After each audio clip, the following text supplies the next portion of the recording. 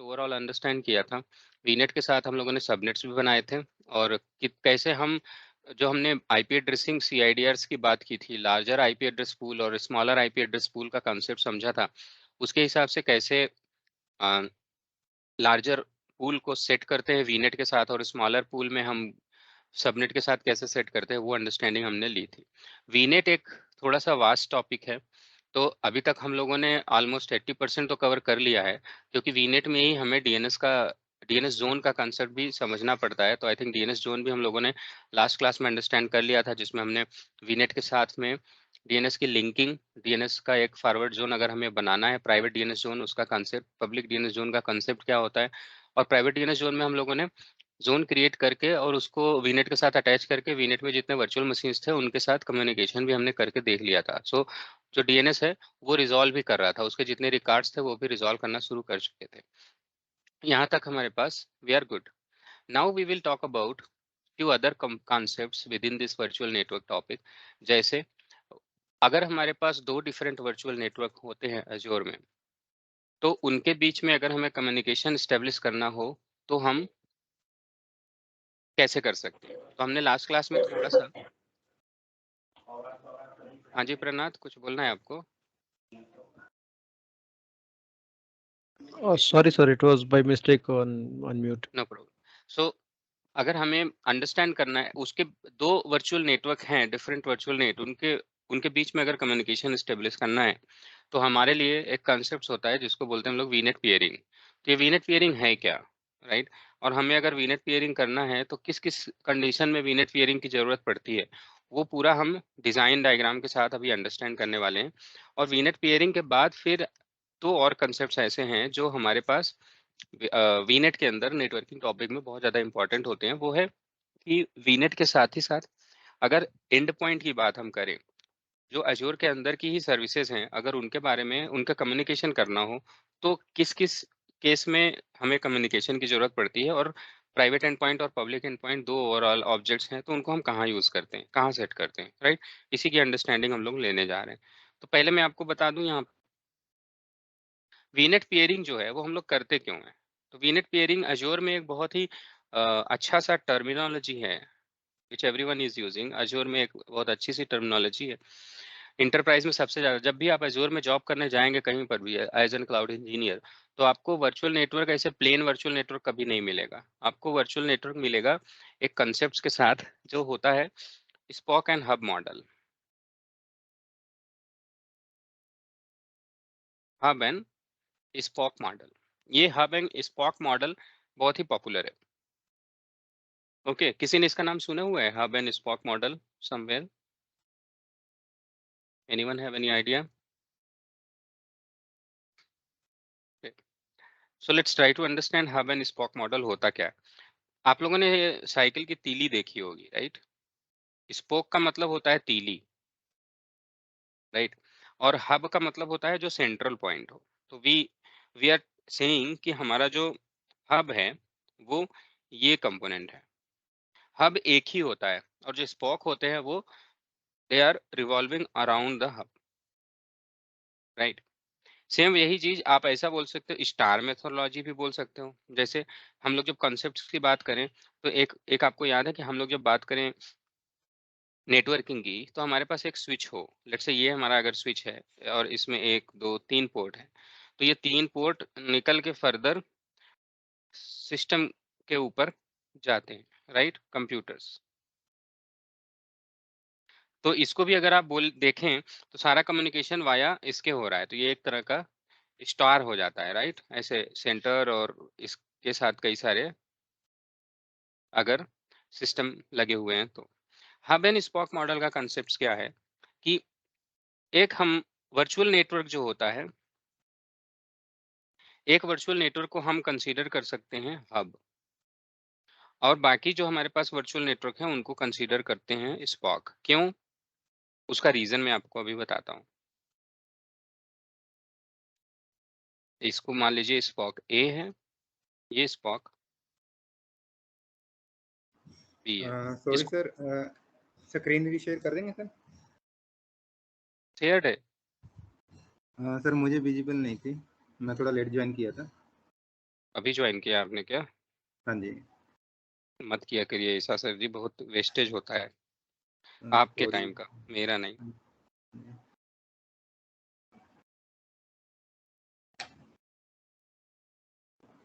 Make sure you join 5 minute early, थोड़ा गपशप भी हो जाएगी, टाइम वेस्ट नहीं हाँ, करूंगा थोड़ा आपका। मैसेज थोड़ा लेट आया था ना, तो इसलिए थोड़ा मिस हो गया। Okay, thank you sir. ठीक है, ओके। सो हमारे पास हब एंड स्पॉक मॉडल में मैंने आपसे बोला, लेट्स से मैं कंसीडर करता हूँ हमारे पास 3 वर्चुअल नेटवर्क है।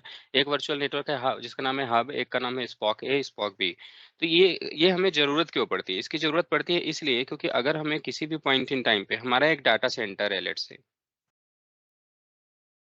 ये वाला वीनेट प्रोजेक्ट ए का है, ये वाला प्रोजेक्ट बी का है, ये वाला प्रोजेक्ट ए का वर्चुअल नेटवर्क है। ये हमारा डाटा सेंटर है। अब आपको मैंने एक कंसेप्ट बताया कि डाटा सेंटर से, जो किसी ने मुझसे पूछा था कि वर्चुअल मशीन को अगर प्राइवेट कनेक्ट करना है तो कैसे करेंगे, तो मैंने आपसे बोला था कि डाटा सेंटर से वीनेट के बीच में हम लोग क्या करते हैं, एक वीपीएन टनल सेटअप कर लेते हैं, या अजोर क्लाउड के बीच में। मैंने आपसे वीनेट नहीं बोला था प्रिसाइसली, बल्कि मैंने बोला था डाटा सेंटर से अजोर क्लाउड के बीच में हम लोग टनल क्रिएट करते हैं। ये कंसेप्ट तो ठीक है कि टनल हम क्रिएट करते हैं, लेकिन यहाँ पे ध्यान दीजिए, टनल क्रिएट करने के लिए आपको चाहिए क्या? यहाँ पे लोकल नेटवर्क है, और वीनेट क्या है? वीनेट भी हमारा एक लोकल नेटवर्क है। तो ऐसे में आप एक बात बताइए, अगर मैं इस वाले लोकल नेटवर्क से, डेटा सेंटर वाले लोकल नेटवर्क से मुझे अगर टनल बनाना पड़ा, तो मेरे पास अगर 10 वर्चुअल नेटवर्क हैं, 10, तो मुझे 10 के साथ टनल बनाना पड़ेगा, करेक्ट? क्योंकि सारे अपने अपने आइसोलेटेड नेटवर्क्स हैं। तो उस सिचुएशन में हमारे लिए हो जाएगी प्रॉब्लम, क्योंकि हमारे पास उतने ढेर सारे वीपीएन राउटर्स डेटा सेंटर में होने चाहिए। तो यहाँ पे ध्यान दीजिएगा कि यही कंसेप्ट है हब एंड स्पॉक मॉडल का अजूर में, कि वीपीएन टनलिंग के कंसेप्ट के लिए हमें हमेशा, और सेम यही हब एंड स्पॉक को ही हम लोग वहाँ पे जो एडब्ल्यूएस में शेयर्ड वीपीसी का कंसेप्ट भी बोलते हैं, शेयर्ड वीपीसी एडब्ल्यूएस में, और जो हमारा जीसीपी होता है, इन दोनों क्लाउड में शेयर्ड वीपीसी का कांसेप्ट है। तो ये कांसेप्ट क्यों होता है? इसीलिए होता है क्योंकि आप सारे वर्चुअल नेटवर्क्स को या सारे वीपीसीस को इंडिविजुअली कनेक्ट करके वीपीएन कनेक्शन नहीं बना सकते, राइट? एक्सप्रेस राउट कनेक्शन नहीं बना सकते, क्योंकि उसके लिए बहुत सारे इंटरफेसेस की जरूरत पड़ेगी और बहुत ज्यादा कॉस्टली अफेयर हो जाएगा ये। तो हम लोग फिर करते क्या है? तो हम लोग करते ऐसा है कि हम एक ही कनेक्शन बनाते हैं, एक ही कनेक्शन बनाते हैं, यानी कि एक कनेक्शन बनाएं। क्योंकि ये ओवरऑल इन्वायरमेंट अगर आप देखो, तो ये जो मेरा ओवरऑल इन्वायरमेंट है, ये वाला, ये अजूर का इन्वायरमेंट है, इधर वाला ये अजूर इन्वायरमेंट है, और ये वाला मेरा डेटा सेंटर का इन्वायरमेंट है। तो मुझे तो सिर्फ इन्वायरमेंट के बीच में कम्युनिकेशन स्टेब्लिश करना है, राइट? अंदर अजूर के अंदर में अपने कनेक्टिविटी मेथड्स होने चाहिए ताकि उनके बीच में कम्युनिकेशन ऑलरेडी हो सके। इसीलिए आपको वीनेट पियरिंग का कंसेप्ट यहाँ पे ध्यान से समझना है। जहां कहीं पे भी क्वेश्चन हो तुरंत हाथ उठाइएगा। डेटा सेंटर से सिर्फ एक ही वीनेट के साथ में कम्युनिकेशन बना सकता हूं, यही आइडियल वे रहेगा। तो इसीलिए हम लोग करते क्या है कि हम लोग कम्युनिकेशन स्टेब्लिश करते हैं डाटा सेंटर के वर्चुअल नेटवर्क वाले लाइन से हब के वीनेट के ऊपर। हम लोग यहाँ से यहाँ तक का कम्युनिकेशन स्टेब्लिश कर देते हैं। यहाँ पे हमारा जो होता है वीपीएन गेटवे होता है। नहीं, अभी सर अभी क्या हम लोग वीपीएन स्टार्ट किया, हमने वीपीएन से स्टार्ट किया, क्या अभी पढ़ना स्टार्ट किया हमने? आपने देर में ज्वाइन किया क्या? नहीं, मैंने बहुत टाइम से किया है, बट स्टार्ट जो किया हमने वीनेट नेटवर्क ही का। है, अभी हम वीनेट ही पढ़ रहे हैं, वीपीएन हमारे हमारे कोर्स में नहीं है। हम अभी वीनेट ही पढ़ रहे हैं, लेकिन वीनेट के अंदर हम पियरिंग शुरू करने वाले हैं। तो पियरिंग का बेसिक क्या है, और ऐसे में डायरेक्ट केवल पियरिंग पढ़ा दूंगा तो फिर आपको ये काम का नहीं है। आप जब इंटरप्राइज में जब वीपीएन की हम लोग वीनेट की पियरिंग करते हैं तो वो कैसे करते हैं, तो वो तो मैं आपको बता दूंगा कि हाँ, दो वर्चुअल नेटवर्क ले लो, उनके बीच में पियरिंग कर लो, लेकिन उनकी जरूरत पड़ी क्यों, राइट? ओके, तो आप ये बोल रहे हैं कि हम लोग इंटरप्राइज ओके, आप ये अभी समझा रहे हैं कि वीनेट पेयरिंग कर रहे हैं, दो डेटा सेंटर है, एक हब और यहाँ स्पॉक बी आपने लिखा है, ये एक डिफरेंट नेटवर्क है, और डीसी जहाँ लैन लिखा है ये एक सेपरेट नेटवर्क है, इधर two network. There are 4 networks. Data centre का नेटवर्क आपका अपना है, आपके डेटा सेंटर का नेटवर्क है। अजूर के अंदर में मैं आपसे ये बोल रहा हूँ, देखो शंभू, फिर से समझते हैं इसको, दोबारा से स्क्रैच से। मेरे पास अभी तक हम लोगों ने कंसेप्ट समझा एक वर्चुअल नेटवर्क का, एक वर्चुअल नेटवर्क है, उसी के अंदर आप वीएम बना रहे हैं, फाइन। किसी किसी केस में हमें 2 वर्चुअल नेटवर्क के बीच में कनेक्टिविटी करने की जरूरत पड़ सकती है। मैंने ये बोला क्यों? क्योंकि भाई एक वर्चुअल नेटवर्क के अंदर जितने भी सबनेट आप क्रिएट करेंगे उनके बीच में बाय डिफॉल्ट राउटिंग होती है, क्योंकि याद कीजिए और रिकॉल कीजिए और रिकॉल करके सोचिए कि मैंने क्या बोला था कि 5 आईपीज रिजर्व होती हैं एक सबनेट में। क्यों? क्योंकि उन 5 में से एक गेटवे होता है। तो अगर मेरे पास एक वीनेट है, एक वीनेट के अंदर अगर आपने 5 सबनेट क्रिएट किए तो 5 के पांचों सबनेट में 5-5 आईपीज रिजर्व हुई, पांचों के पास अपने गेटवे बने। इसका मतलब गेटवे क्यों बने? वो गेटवे बने ताकि एक सबनेट दूसरे सबनेट के साथ राउटेबल हो। यानी within one VNet all the subnets are inter routable and किसी भी सबनेट में कोई भी वर्चुअल मशीन बनाओ उनका कम्युनिकेशन हो सकता है। ये हम लोगों ने प्रूव भी कर दिया था। ऐसा कोई दिक्कत की बात नहीं है। लास्ट वाली क्लास में ही हम लोग किया था इसको, अच्छे से सभी ने समझा था। लेकिन क्वेश्चन अब ये आता है कि एक वीनेट से दूसरे वीनेट के बीच के वर्चुअल मशीन्स अगर हैं वो आपस में बात करना चाहते हैं या पिंग करना चाहते हैं, इज इट पॉसिबल? तो आई सेड कि no, it is not possible, क्योंकि एक वर्चुअल नेटवर्क दूसरा वर्चुअल नेटवर्क दोनों आपस में आइसोलेटेड होते हैं, अलग अलग होते हैं। लेकिन कम्युनिकेशन तो ओके की ओके जरूरत तो फिर भी हो सकती ओके है। Got it. मींस एजॉर में हमने एक वीनेट के अंदर हमने 4 सबनेट बना के देखा आपस में कम्युनिकेट कर रहा था। अभी हमने 2 सबनेट बनाया और दोनों को आपस में बात करवाएंगे, राइट? अब हम 2 वीनेट अलग अलग बनाएंगे और उनके अंदर सबनेट बनाएंगे और उनके सबनेट को आपस में बात कराएंगे। ओके गॉट इट, ठीक है। इसकी जरूरत क्यों पड़ती है वो मैं यहाँ पे आपको सिनारियो समझाने की कोशिश कर रहा हूँ कि उसकी जरूरत पड़ती क्यों है। 2 वर्चुअल नेटवर्क के बीच में कम्युनिकेशन करने की जरूरत होगी ही क्यों? तो वो इसलिए होगी क्योंकि एक कंसेप्ट क्या है? आपने आपके डाटा सेंटर से आपको अजोर के बीच में अगर कनेक्टिविटी स्टेब्लिश करनी है, अगर कनेक्टिविटी स्टेब्लिश करनी है तो आप क्या करते हो? तो आप करते ये हो कि दोनों, एक डाटा सेंटर और एक ये मैं हब को बोल रहा हूँ। यहाँ पे मेरे पास 3 वीनेट है ना, हब वाला जो वीनेट है इसको मैं कंसीडर कर रहा हूँ 1 वीनेट। तो आपको अगर डाटा सेंटर से अजोर के बीच में कनेक्टिविटी स्टेब्लिश करने की जरूरत होती है तो आप बेसिकली क्या करते हो कि डाटा सेंटर वाले नेटवर्क और किसी भी एक वर्चुअल नेटवर्क के बीच में ही कनेक्टिविटी स्टेब्लिश कर सकते हो। अगर आपको मान लो दूसरे के साथ कनेक्टिविटी स्टेब्लिश करनी पड़े तो आप क्या करोगे? फिर आप यहाँ से एक और इसके साथ करोगे, फिर और एक करना पड़े तो आप क्या करोगे? इसके साथ करोगे। तो आपको ऐसे में 3-3 कनेक्शन लगेंगे। अगर आपके पास 10 वर्चुअल नेटवर्क हैं अजूर में जिसके साथ डाटा सेंटर की कनेक्टिविटी करनी है प्राइवेटली, और करनी ही होती है हमें, तो ऐसे में आपको 10 इंटरफेस लगेंगे। इसका मतलब यहाँ पे एक राउटर वीपीएन का, एक राउटर वीपीएन का, एक राउटर वीपीएन का, इतने सारे एंड पॉइंट, इतने सारे कनेक्शंस लगेंगे। This is costly affair Shambhu, और ये आइडियल वे नहीं है। तो होना क्या चाहिए फिर? तब होना ये चाहिए कि हमें वीपीएन गेटवे के थ्रू जाना चाहिए। तो वही मैं कंसेप्ट यहाँ पे बताने की कोशिश कर रहा हूँ कि ये वाला ये कंसेप्ट मैं आपके लिए कहाँ से लेके आया, राइट? तो उसके लिए हमारे पास अजोर में हम लोग यूज करते हैं hub and spoke methodology, hub and spoke model of virtual networking. आप कहीं पे भी किसी भी अजोर में जाएंगे इंटरप्राइज में काम करने, तो आपको वहाँ पे हब एंड स्पॉक मॉडल मिलेगा। और ये हब एंड स्पॉक मॉडल होता क्या है वही हम लोग अंडरस्टैंडिंग लेने जा रहे हैं। अब समझे आप? ठीक है। मतलब ये ऑन प्रीमिसेस से आप कनेक्टिविटी के लिए समझा देते हैं कि it's on premises data centre, तो वहां से हमें अगर 3 नेटवर्क है तो कैसे कनेक्शन एस्टेब्लिश करेंगे, राइट? हाँ, तो आपको 3-3 करना पड़ेगा, जबकि ऐसा राइट। नहीं होना चाहिए। और इसको नहीं होने के लिए ही हमें वीपीएन पेयरिंग की ज़रूरत पड़ती है। वीपीएन पेयरिंग फैसिलिटेट कर देता है। उस आपको नेटवर्क फ्लो समझना है कि मेरे डाटा सेंटर से मैं एक वर्चुअल नेटवर्क के साथ केवल कनेक्शन बनाऊँगा। अब मैं क्या करूँगा, एक तरीका तो मैंने अभी जो लाल रंग का लाइन लगा के दिखाया था कि डीसी से मैं हब वाले पे स्पोक ए और स्पोक बी, इन सब में एक-एक इंडिविजुअल बना लूँ। एक और तरीका है, क्या तरीका है? वो तरीका ये है कि मैं यहाँ पे एक एक कनेक्शन ले जाऊं एक वीनेट के साथ, और फिर इस वीनेट को इसके साथ कनेक्ट कर दूं और इस वीनेट को इसके साथ कनेक्ट कर दूं, राइट? अब भी अगर देखा जाए तो डाटा सेंटर से तीनों वीनेट की कनेक्टिविटी हो गई, करेक्ट? राइट। तो ये वाला में क्या हुआ, ये वाला बड़ा सस्ता पड़ गया क्योंकि अजूर के अंदर वीनेट पियरिंग का कॉन्सेप्ट है। यानी कि 2 वीनेट के साथ में मैं 2 वीनेट को पियर कर सकता हूं। यानी कि ये हब, ये वाला और ये वाला, इनको आपस में पेयर कर सकता हूँ। फिर ये वाला और ये वाला, इनको आपस में पेयर कर सकता हूँ। और यहाँ से लेके यहाँ तक मैं एक कनेक्टिविटी बना सकता हूँ वीपीएन का। अब ऐसे में क्या होगा, मेरा डेटा सेंटर का पैकेट अगर इसको जाना हुआ यहाँ, तो वो ऐसे यहाँ से निकल के ऐसे निकल के यहाँ चला जाएगा, या फिर यहाँ से निकल के ऐसे निकल के यहाँ चला जाएगा, राइट? और वाइसा वर्सा। तो ये इस तरह के कनेक्टिविटी हो सकती है। तो ये जो मॉडल बन रहा है कि एक वीनेट डेडिकेटेड वीपीएन गेटवे के जैसा काम कर रहा है। एक वीनेट है हमारा जो डेडिकेटेड वीपीएन गेटवे के जैसा काम कर रहा है।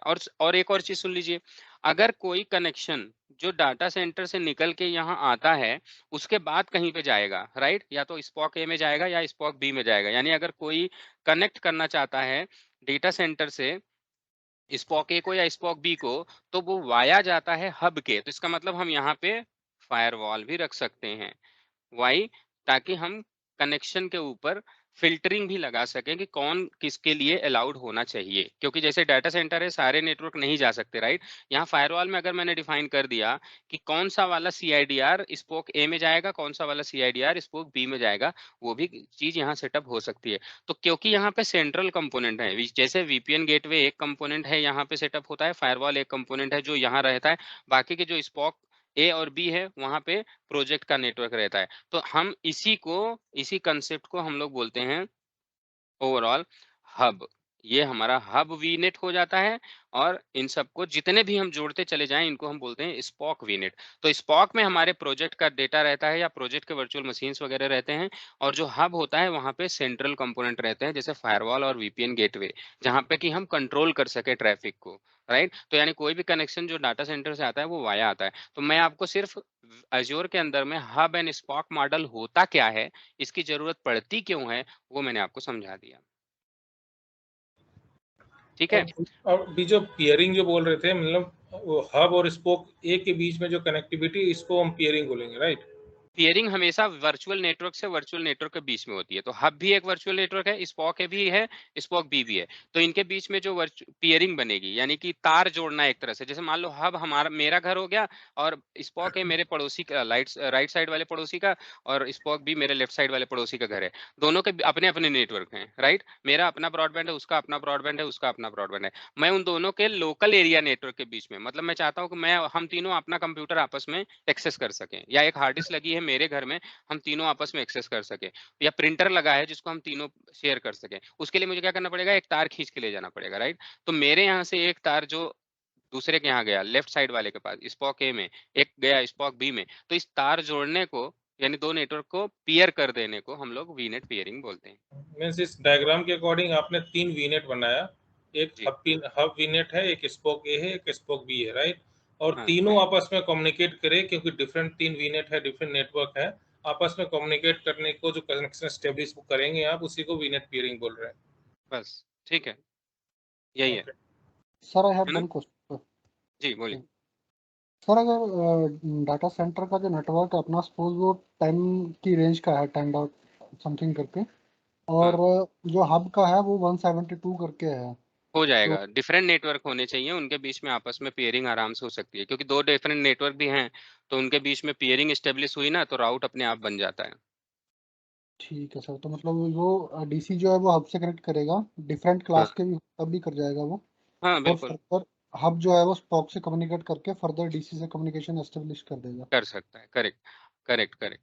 अब यहाँ पे ये वाला डायग्राम सबको समझ में आ गया होगा, राइट। वीडियो में रिकॉर्डेड भी है तो कोई दिक्कत की बात नहीं है।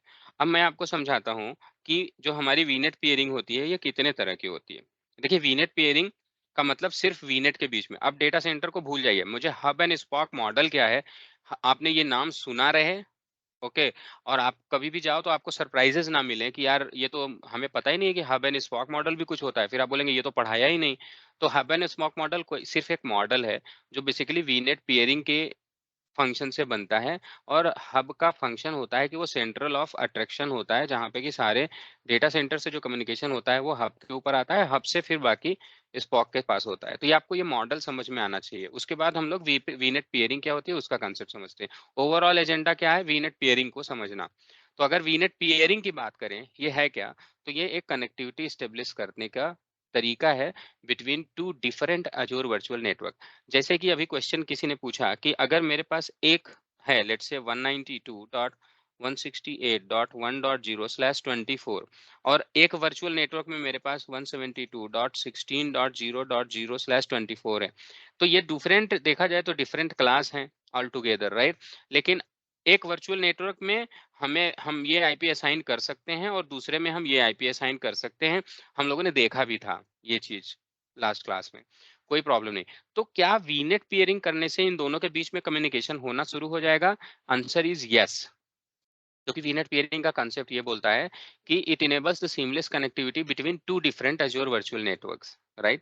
And with help of this peering your traffic between resources, मतलब virtual machine to virtual machine, one virtual machine which is residing here in VNet 1 and second virtual machine which is residing somewhere in VNet 2, they both can ping and pong to each other, right? और दूसरा एक जो third concept ये है कि वीनेट pairing अगर हम कर देते हैं ना, तो अपने आप कम्युनिकेशन हो जाता है। इसके लिए हमें कोई एक्सटर्नल गेटवे वेटवे या राउट आउट की जरूरत नहीं पड़ती। हमने वीनेट पेयरिंग डाला, पेयरिंग मतलब तार जोड़ना, राइट? एक तार मैंने मेरे एक पड़ोसी के घर में जोड़ा, एक दूसरे पड़ोसी के घर में जोड़ा, हमारा स्टेब्लिश हो गया कनेक्शन। तो वो जो कनेक्शन जब हम जोड़ लेते हैं, तो इसके लिए किसी राउटर की जरूरत नहीं है, सीधा स्विच में डाल दिया, राइट? आपको पता है कि स्विच में डाल के दो नेटवर्क को एक कर दिया। डिफरेंस यहाँ पे क्या है? अगर अब ये वाला तो कनेक्टिविटी हो गया, लेकिन कंसीडर कीजिए कि अगर एक ये है और एक मैं कनेक्टिविटी यहाँ करना चाहता हूँ, जिसका अगेन 192.168.1.0/24 है, दूसरे वीनेट में। एक वीनेट है मेरे पास 3। क्या इनके बीच में कम्युनिकेशन होगा? आंसर है नहीं। यानी कि दो डिफरेंट वर्चुअल नेटवर्क के बीच में कम्युनिकेशन तभी हो सकता है जब दोनों वर्चुअल नेटवर्क अलग-अलग CIDR रेंज के हों। अगर वर्चुअल नेटवर्क डिफरेंट नहीं है, सेम है, तो IP ओवरलैप कर जाएगी, क्योंकि दोनों मिलके एक ही नेटवर्क बनाएंगे। और दो नेटवर्क डिफरेंट हों, आइसोलेटेड हों और सेम IP एड्रेस के साथ, तब तो काम चल जाएगा। लेकिन अगर दोनों के बीच में आपने जोड़ना शुरू किया कनेक्शन और IP एड्रेस सेम है, तो कनेक्शन नहीं होगा। कहने का मतलब, जो मैंने आपको एक एग्जांपल अभी दिया मेरे पड़ोसी वाला, कंसीडर कीजिए कि मेरा एक ये घर है, आपका घर है, हम दोनों लोग पड़ोसी, राइट? मेरे यहाँ पे एक राउटर है, यहाँ पे इसको IP दिया हुआ है 192.168.1.1, राउटर का IP है। आपके यहाँ पे राउटर एयरटेल का ही आपके यहाँ पे भी है, उसने आया तो उसने सेट कर दिया 192.168.1.1, ये राउटर का हो गया। अब यहाँ पे एक टीवी चल रहा है, यहाँ पे मोबाइल चल रहा है, राइट? सबको कम्युनिकेशन यहीं से गया है। तो हमारा जो प्राइवेट नेटवर्क बन गया, वो कैसे बन गया? हमारे सब में इसको IP असाइन हो गई कुछ 1.8, इसको IP असाइन होगी 1.13, इसको IP असाइन होगी 1.8, इसको IP असाइन होगी 1.30, नो प्रॉब्लम, राइट? ये हमारा आपका अभी तक आइसोलेटेड नेटवर्क है, इसलिए यहाँ पे ऐसा चल रहा है। ये मेरा घर है, ये आपका घर है, ये आपके घर का एयरटेल का राउटर है, ये मेरे घर का एयरटेल का राउटर है।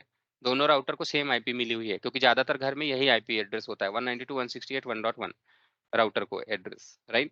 तो यहाँ से क्या हुआ, ऐसे में हम लोग के बीच में कोई प्रॉब्लम नहीं। लेकिन द मोमेंट जब मैं ये चाहता हूँ कि हम दोनों का नेटवर्क एक कर दिया जाए, तो मैं बेसिकली करूंगा क्या?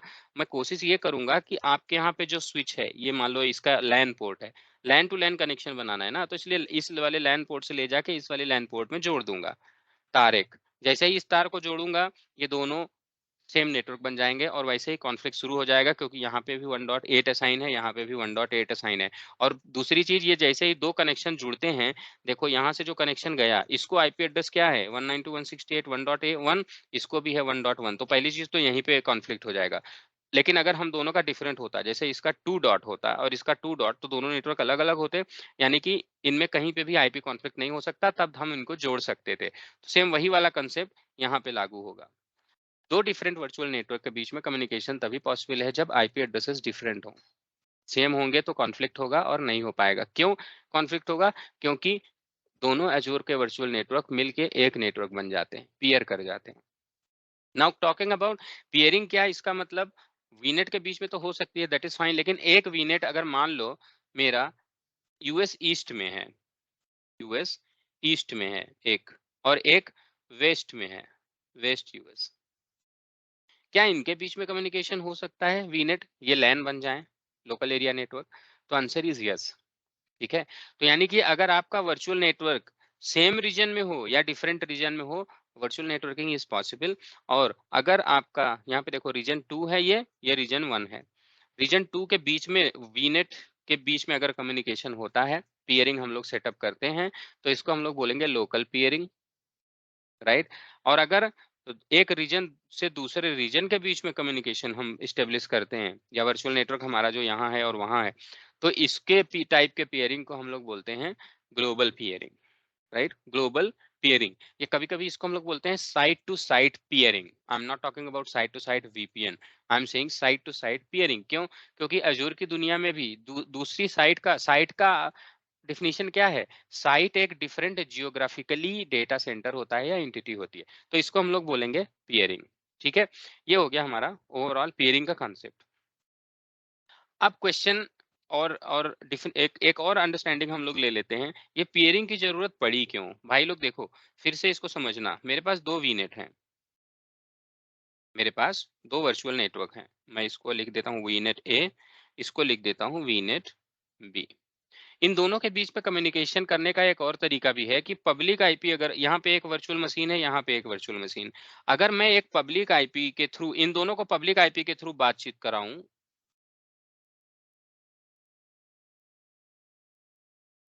तब भी तो पॉसिबल है ना? तब भी तो दोनों वर्चुअल मशीन आपस में पिंग कर सकते हैं पब्लिक आईपी के थ्रू। लेकिन देखो यहाँ पे डिफरेंस क्या हो रहा है, और यहाँ पे ध्यान से समझिएगा आप लोग। दो तरह के ट्रैफिक होते हैं, इनग्रेस और ईग्रेस। भाई ईग्रेस क्या हुआ? जो ट्रैफिक यहाँ से जाए वो इसके लिए हो गया ईग्रेस, जो यहाँ पे आए इसके लिए हो गया इनग्रेस, राइट? जो ट्रैफिक या डेटा यहाँ से निकल के दूसरी जगह जाएगा, तो जहाँ से जा रहा है उसके लिए ईग्रेस हो जाएगा, जहाँ पे आ रहा है उसके लिए इन हो रहा है तो उसके लिए इनग्रेस ट्रैफिक हो जाएगा। अब देखो क्वेश्चन, ये देखो, अजूर या कोई भी क्लाउड पैसे के मामले में क्या करते हैं, अगर आप डेटा किसी और नेटवर्क से अजूर के नेटवर्क के अंदर भेजो, किसी और नेटवर्क से, जैसे आपका यहाँ पे एक डाटा सेंटर है, यहाँ से आप डेटा उठा के भेज रहे हो जो यहाँ आ रहा है, या दोनों में से कहीं पे भी जा रहा है, तो उस वाले डेटा का कोई पैसा चार्ज नहीं होता। बैंडविड्थ इसमें भी खर्चा हो रहा है देखा जाए तो, राइट? हमारे पास हो सकता है आपने एक्साबाइट या पेटाबाइट में डेटा, गीगाबाइट में डेटा आप ट्रांसफर कर रहे हो, आप अपलोड कर रहे हो बेसिकली अजूर के अंदर, तो ऐसे में 1 रुपए भी चार्ज नहीं होता। लेकिन अपना ही डेटा अगर आप अजूर से वापस डाउनलोड करोगे तो अजूर चार्ज करता है, अजूर चार्ज करता है। यानी कोई भी ईग्रेस ट्रैफिक जो ओवर द इंटरनेट होके गया, उसके लिए अजूर क्या करता है? चार्ज करता है, चाहे वो अजूर के अंदर का हो या बाहर का हो। कहने का मतलब अगर मैं इसको भूल भी जाऊं,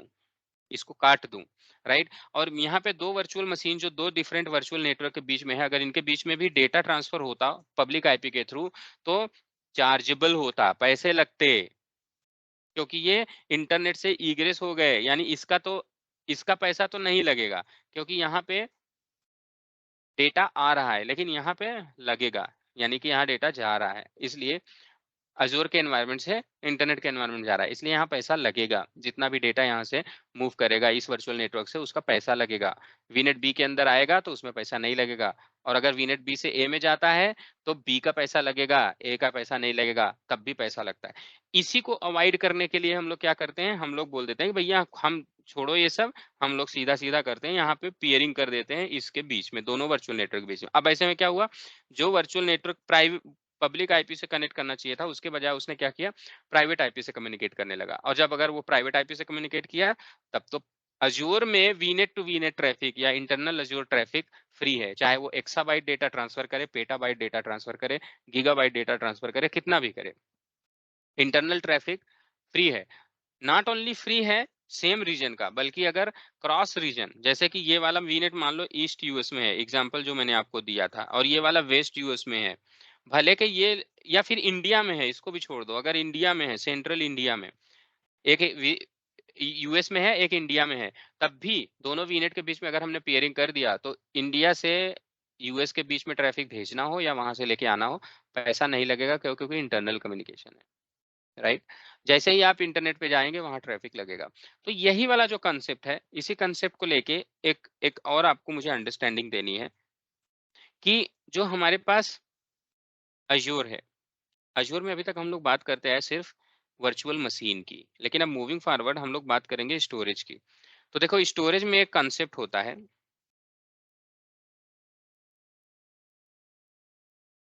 अजूर फाइल्स। ये होता क्या है? अजूर फाइल्स होता है, जैसे आप लोग एनएफएस समझो, जो भी लाइनक्स के बैकग्राउंड से वो एनएफएस समझ लें, और जो विंडोज बैकग्राउंड से है वो समझ लें विंडोज शेयर, जिसको हम लोग बोलते हैं CIFS. Common internet file system, जिसको कि आप माउंट कर सकते हो as H drive, as a D drive, right. तो मान लो कि यहाँ पे एक वीएम है, आप इस वर्चुअल मशीन के ऊपर माउंट करना चाहते हो अजूर फाइल्स को, ओके, ये माउंट हो जाएगा, कोई प्रॉब्लम नहीं है। लेकिन अजूर फाइल के अंदर प्राइवेट आईपी नहीं होता, अजूर फाइल्स इंटरनेट पे भी माउंट होती है, तो ये जो ट्रैफिक जाएगा ये कैसे जाएगा, ओवर द इंटरनेट होके जाता है, राइट। वर्चुअल मशीन के अंदर भी अगर आप करोगे तब भी, यानी अजूर फाइल्स, जैसे अजूर फाइल हो गया, अजूर एडी हो गया, डाटाबेस हो गया, जितने भी platform as a service offering हैं, platform as a service offering हमारे पास जितने भी हैं, चाहे अजूर कुबरनेटिस सर्विसेज हो गया, जितने भी हैं, वो सारे क्या है, प्लेटफॉर्म एज ए सर्विस, जिनको कि आप वीनेट के अंदर से भी कनेक्ट कर सकते हो या फिर अपने लैपटॉप से भी डायरेक्ट कनेक्ट कर सकते हो। तो इस ऐसे सारे के सारे communication platform as a service वालों के हमेशा पब्लिकली अवेलेबल रहते हैं, प्राइवेट बोल के कुछ उसमें डिफॉल्ट सिस्टम नहीं होता, राइट। तो डिफॉल्ट कोई सिस्टम नहीं होता क्योंकि यहाँ पे वीनेट होता नहीं है, यहाँ पे ये एजोर फाइल एक प्लेटफॉर्म है, राइट। प्लेटफॉर्म के पास निक कार्ड नहीं होता, निक कार्ड नहीं होता तो प्लेटफॉर्म को प्राइवेट आईपी असाइन नहीं की जा सकती। इसका मतलब इसमें सिर्फ पब्लिक आईपी एड्रेस होती है और सिर्फ आप डीएनएस के थ्रू इसको एक्सेस करते हो। तो ऐसे में क्या होगा कि जो कम्युनिकेशन होगा, अगर मेरा अजूर के अंदर वर्चुअल मशीन है, वो भी अगर इस अजूर फाइल को माउंट करने की कोशिश करेगा तो वो पब्लिकली माउंट होगा, और वहां पे जितना भी डेटा डाउनलोड होगा वो अजूर से ईग्रेस होगा और वीएम पे डाउनलोड होगा, या वीएम से अपलोड होगा तब भी वो ईग्रेस हुआ तो पैसा लगेगा। तो इस कंसेप्ट के लिए हम लोग क्या करते हैं, हम अजूर फाइल जब बनाते हैं तो इसके बीच में एक प्राइवेट एंड पॉइंट, यहाँ पे हम लोग एंड पॉइंट क्रिएट करते हैं। मैंने क्या बोला, वीनेट होता नहीं है, लेकिन हम यहाँ पे एक एंड पॉइंट का मतलब एक निक कार्ड एक तरह से लगा देते हैं और बता देते हैं कि इस निक कार्ड का इस सबनेट के साथ तार खोस दो, तार डाल दो, वही वाला कंसेप्ट, राइट। तो मैंने यहाँ पे क्या किया, दिस ये वाला जो मेरा निक कार्ड है, यहाँ से मैं एक प्लग कर रहा हूँ केबल को, right. It's kind of an endpoint creation.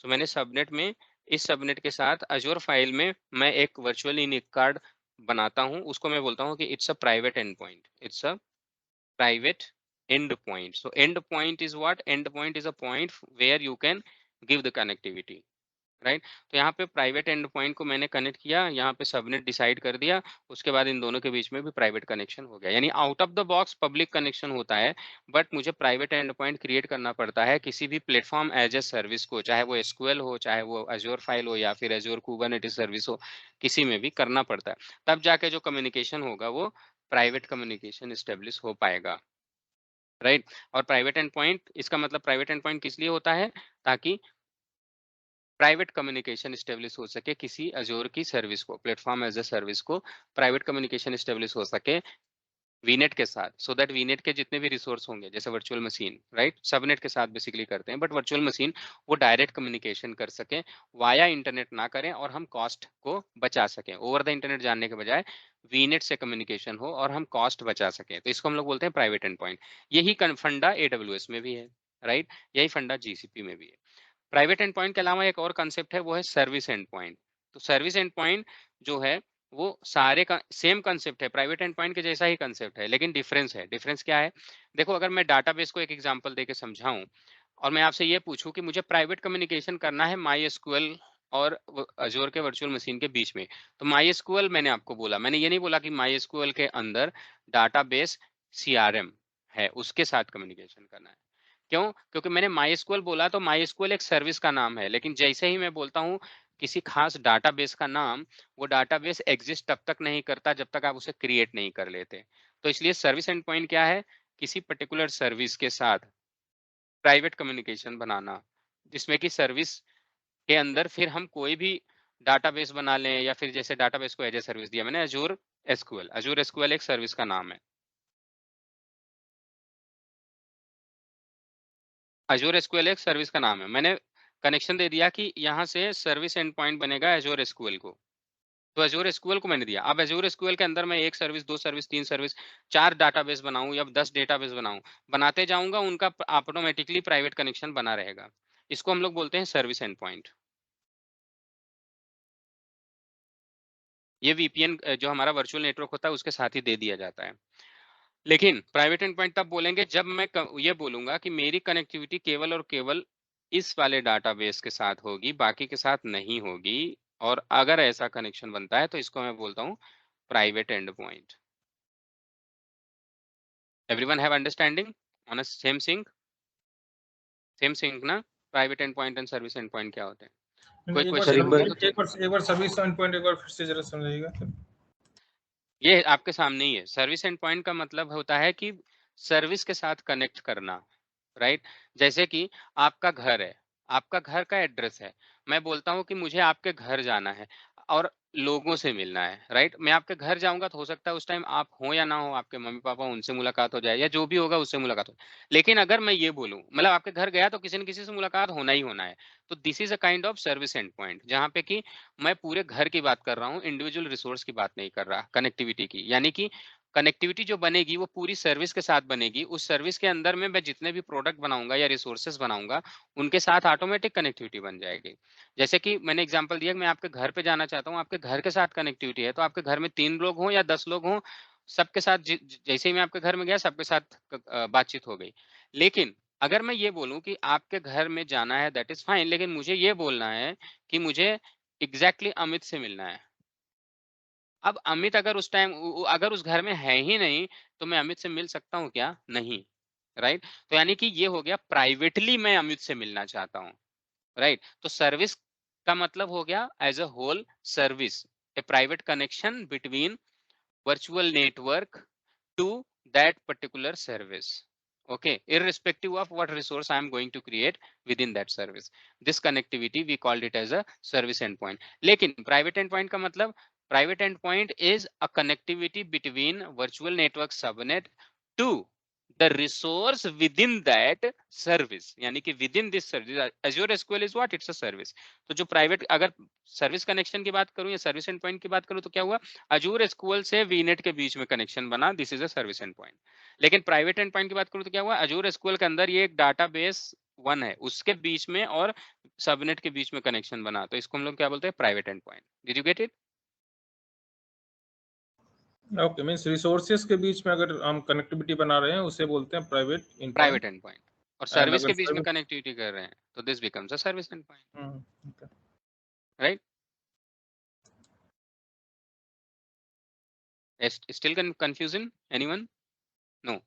No, that's okay. So services, resources and service में डिफरेंस है। अगर रिसोर्स से बना रहे हो प्राइवेट है, सर्विस से बना रहे हैं तो वो public service service, and point, right? हाँ, बस इजी। ठीक है, ठीक सर है। ये So दोनों ही केसेस में ये जो है आपका, it will use the Azzur backbone service.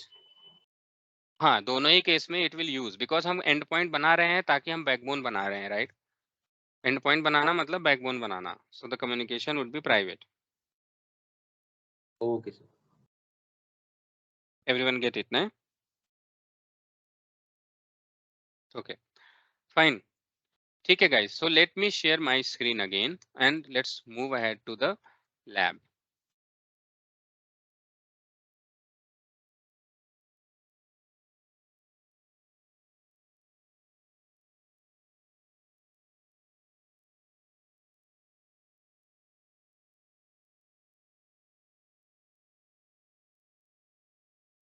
ठीक है, सो चलिए लैब करते हैं। मैं स्क्रीन अपनी शेयर करता हूँ आपको।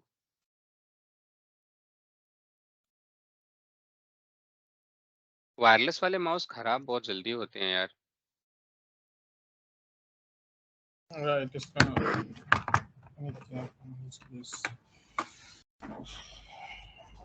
इसमें मतलब बहुत दिक्कत आ रही है, एक माउस इतनी जल्दी खराब हो जाएगा, वो दबा उसका बटन जो है ना वही काम नहीं कर रहा। इससे अच्छा तो लैपटॉप का टच पैड है। ठीक है, तो चलिए मैं अभी लैब में क्या क्या करने जा रहा हूँ वो मैं आपको बता देता हूँ, राइट? तो हम लोग सबसे पहले क्या करेंगे, हम लोग एज़्योर के अंदर में एक तो हम लोग बनाएंगे वीनेट। ठीक है, एक तो हमारे पास रिसोर्स ग्रुप होगा ऑब्वियसली, है ना? बिना रिसोर्स ग्रुप को तो हम लोग, आप लोग अब तक पता चल गया होगा कि हम लोग कुछ बना ही नहीं सकते। तो मैं यहाँ पे बनाने जा रहा हूँ KR टेस्ट। अब यहाँ पे मैं बनाने जा रहा हूँ, इसके अंदर में एक बनाऊंगा वीनेट।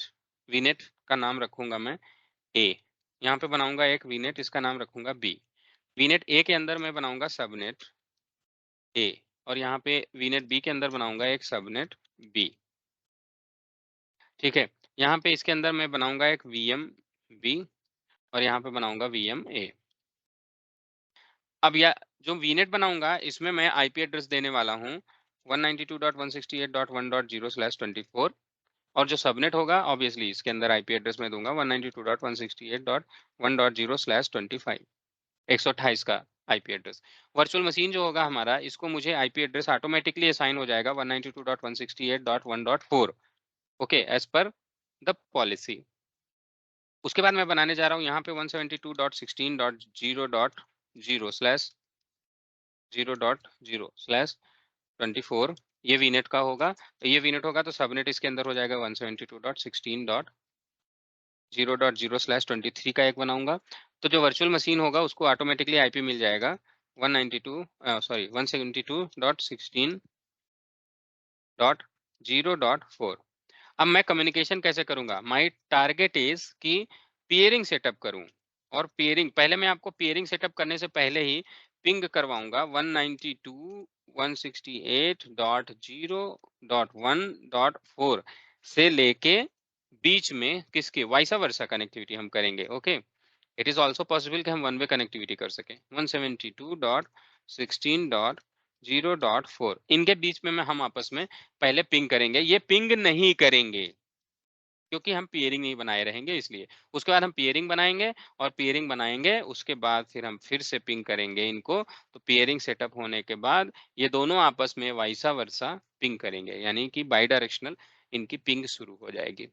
सो ये इतनी लैब हमें परफॉर्म करनी है। ठीक है, लेट्स डू इट। पहले पोर्टल ओपन करते हैं।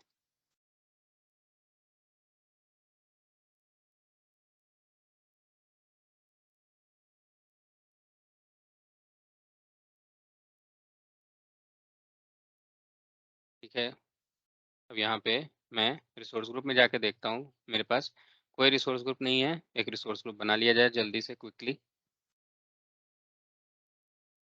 आप सबका प्रैक्टिस और रिवीजन भी हो जाएगा ओवरऑल वीनेट क्रिएशन एंड ऑल। ठीक है, रिसोर्स ग्रुप बन गया।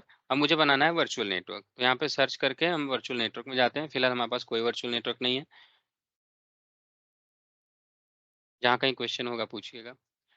क्रिएट करते हैं। क्रिएट करने के बाद मैंने यहाँ पे रिसोर्स ग्रुप सेलेक्ट कर लिया। हाँ भाई, केआर लैब टेस्ट ये रिसोर्स ग्रुप चाहिए मुझे। और उसके बाद वर्चुअल नेटवर्क का नाम, तो मैंने आपसे बोला पहले हम बनाएंगे वीनेट ए, और वीनेट ए के अंदर हमने रीजन सेलेक्ट कर लिया है ईस्ट यूएस।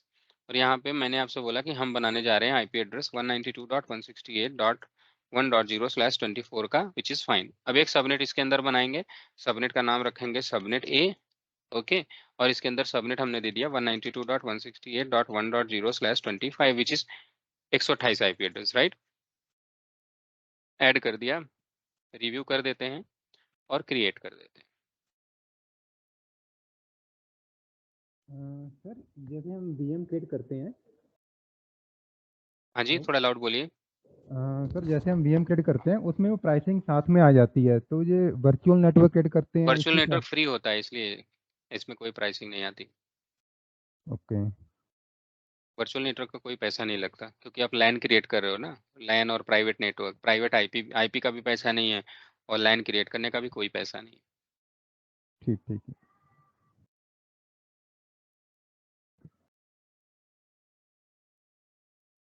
ठीक है, तो ये हमारा वीनेट ए का डिप्लॉयमेंट स्टार्ट हो गया। साथ ही साथ अब हम वीनेट बी भी बना लेते हैं। तो let me create VNet B.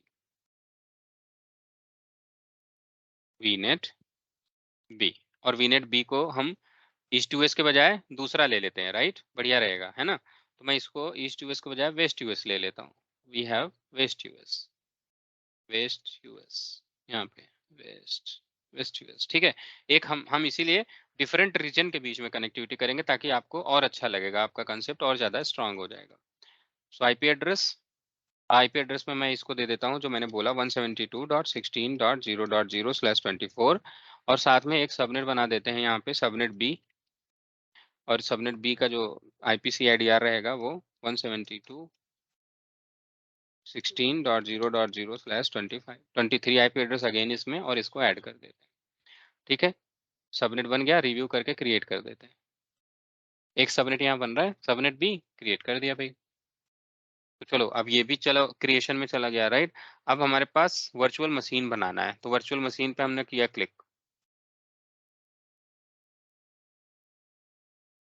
चलो अब ये इसका इनिशियलाइजेशन शुरू हो गया, जो हमारा डिप्लॉयमेंट था वर्चुअल नेटवर्क का। Deployment is in progress. तो अब चलते हैं हम लोग वर्चुअल मशीन पे। वर्चुअल मशीन पे क्लिक किया, फिलहाल हमारे पास कोई वर्चुअल मशीन नहीं है, वर्चुअल मशीन हमें बनाना है। यहाँ तक सबको पता है, हमने कई बार इसकी लैब करी हुई है, तो कोई दिक्कत नहीं है। रिसोर्स ग्रुप सेलेक्ट कर लेते हैं, KR लैब टेस्ट, और इसी के अंदर ईस्ट2एस, राइट। ईस्ट2एस में हमने मशीन दे दिया वीनेट, सॉरी ये हो गया VMA। क्यों भाई? क्योंकि ये हम सेलेक्ट करेंगे ईस्ट2एस में हमारा वीनेट है, उसकी वजह से, राइट। और यहाँ पे हम एक डेबियन ले लेते हैं, कोई भी टेस्टिंग करनी है, इसलिए कोई दिक्कत नहीं है। SSH के बजाय हम पासवर्ड सेलेक्ट कर लेते हैं। कंसेप्ट सब बता दिया है हमने सबको, तो इसलिए अब मैं यहाँ पे जो भी सेलेक्ट कर रहा हूँ, आप सबको इसका आइडिया ऑलरेडी होगा कि मैं क्या सेलेक्ट कर रहा हूँ।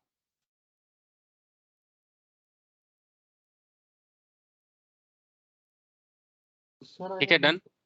सर अब चलते हैं नेटवर्किंग। यहाँ नेटवर्किंग में मुझे क्या करना है, देखो यही चीज फंसती है इसमें यार। ये वर्चुअल मशीन जब मैं क्रिएट करता हूँ, तो अभी देखो 2 वर्चुअल नेटवर्क बन चुके हैं, सब कुछ सही है, बट यहाँ पे ड्रॉप डाउन में वर्चुअल नेटवर्क आता नहीं, तो मुझे इसीलिए वीनेट वर्चुअल मशीन बनाने के टाइम में ही बनाना पड़ जाता है। और ये ब्राउजर की वजह से होता है, इसका कंप्लेन भी हम लोगों ने कई बार रेज किया है, but bad, this is completely bad. Virtual network हमारे पास दोनों बन चुके हैं, इफ यू सी ईस्ट2एस में है, राइट। यही वाली लैब मैंने अभी उस दिन की थी, तो ये सही चल रहा था, बट ये इनका अलग ही फंडा चलता है। सो ईस्ट2एस है हमारे पास, ईस्ट2एस में एक बना हुआ है, वेस्ट2एस में एक बना हुआ है। अब अगर मैं वर्चुअल नेटवर्क बनाता हूँ ईस्ट2एस में, और सेम प्रोजेक्ट के अंदर जो हमारा, और सेम रिसोर्स ग्रुप के अंदर, सेम सब्सक्रिप्शन के अंदर, तो ये विजिबल होना चाहिए, बट उसमें वो विजिबल नहीं होता। इसी को CLI से किया जाए, तो हम CLI में ड्रॉप डाउन का वेट तो करते नहीं, वहाँ पे तो हम दे देते हैं नाम, तो वहाँ पे प्रॉब्लम नहीं आती है। KR lab ईस्ट2एस।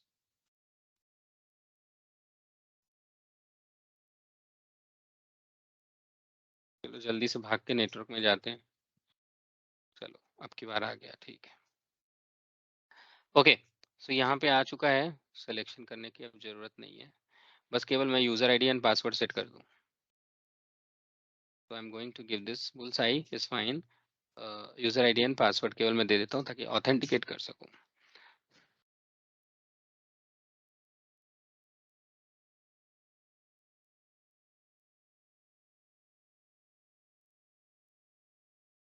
डन, डन, बहुत बढ़िया। हमारा नेटवर्किंग हमने सेटअप कर लिया, यानी वर्चुअल ये VMA है जो VNet A के अंदर बना है। तो पहला वाला लैब सिनेरियो हम सिमुलेट कर रहे हैं। अभी हमारे पास VNet बन चुका है A, सबनेट बन चुका है A, VM बना रहे हैं हम A। अब इसके बाद VNet, ये वाला VNet B भी बन चुका है, सबनेट B भी बन चुका है, अभी हमें बनाना है VMB। Validation pass, let's create.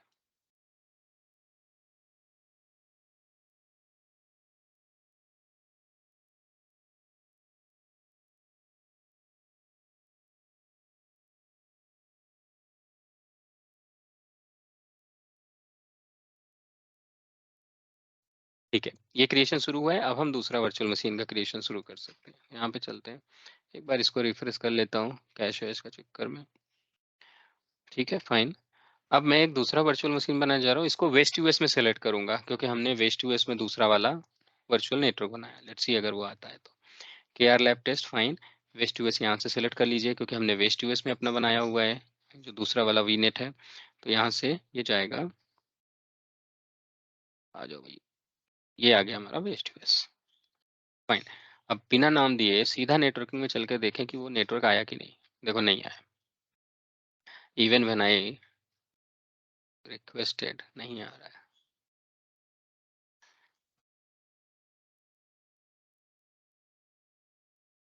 सिर्फ अज्योर में ही होता है, और यही एक पेन है सबसे बड़ा। ड्रॉप डाउन होता है ना, तो इससे यूएक्स यूआई जितने भी डेवलपर्स हैं दे कैन अंडरस्टैंड कि यूएक्स यूआई में हम डिपेंडेंट होते हैं कि भाई ड्रॉप डाउन में आए, टेक्स्ट बॉक्स होता तो हम खुद ही वैल्यू दे देते हैं। सेम चीज़ नेटवर्क में है, नेटवर्क में हम खुद से वैल्यू दे सकते हैं, बट ये देखो सब कुछ सही है बट फिर भी नहीं आ रहा है, क्या कर सकते हैं। ठीक है, no problem, let's do it. एक दूसरा बना लेते हैं हम, उस वाले को डिलीट कर देंगे। यहाँ पे मैं बनाने जा रहा हूँ वीनेट सी, और वीनेट सी के साथ में मैं एड्रेस दे देता हूँ, ये 10 वाला ही रहने देते हैं, ओके डिफ़ॉल्ट। तो इससे क्या होगा कि वर्चुअल मशीन को यहीं से आईपी मिल जाएगी। तो वीनेट सी बना रहा हूँ मैं, और यहाँ पे पब्लिक आईपी तो हमें चाहिए ही, अदरवाइज यहाँ पे पब्लिक आईपी वीएम सी आईपी। ठीक है, तो कंफ्यूज मत होइएगा, इसमें कुछ भी नया नहीं है, दिस इज जस्ट एक दूसरा मैं virtual network direct VM creation के साथ ही बना दे रहा हूँ। चलो भाई हो गया, वेस्ट टू वेस्ट में ही बनाना था, वीएम मैंने सी कर दिया।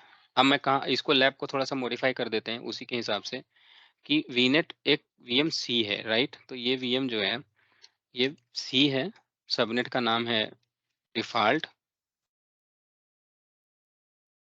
और वर्चुअल मशीन जो है वो उसका नाम है सी, और जो आईपी एड्रेस है वो भाई अब बन गई है 10.0.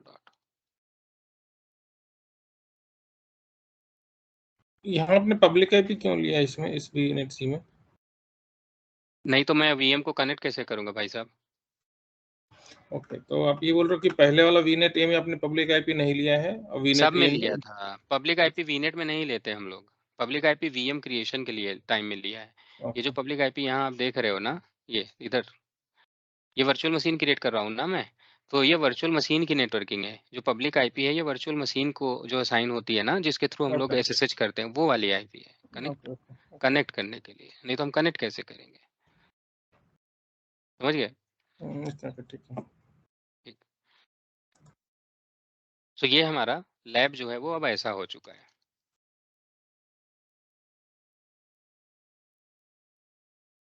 तो ये इनके बीच में हम कम्युनिकेशन अब चेक करने वाले हैं। ठीक है, तो ऐसा लैब हमारा हो चुका है। चलिए अब इसी लैब को हम लोग, ये हमारा वर्चुअल मशीन क्रिएट हो जाएगा तो दोनों को हम कनेक्ट करते हैं और साथ में सिमुलेट करते हैं। तो सर ये पब्लिक आईपी को इन फ्यूचर हम डिसेबल कर सकते हैं, मतलब कि हम चाहें जो हमने आईपी दिए हैं प्राइवेट उन्हीं के थ्रू एक्सेस हो, पब्लिक से ना हो, तो वैसा भाई कर साहब ये सकते हैं? इसका आंसर तो हमने 2 बार 3 बार दिया हुआ है। जब नेटवर्किंग पढ़ा रहे थे तो नेटवर्क में ही डिसएसोसिएट एसोसिएट आया था ना वर्चुअल मशीन में। आपने क्लास अटेंड की है ना पूरी? नहीं की है? दिखा देते हैं। देखिए,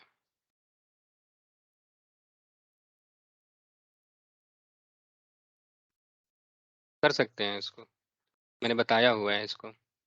आईपी को पब्लिक आईपी प्राइवेट आईपी कैसे चेंज करना है, कैसे हटाना है, नहीं।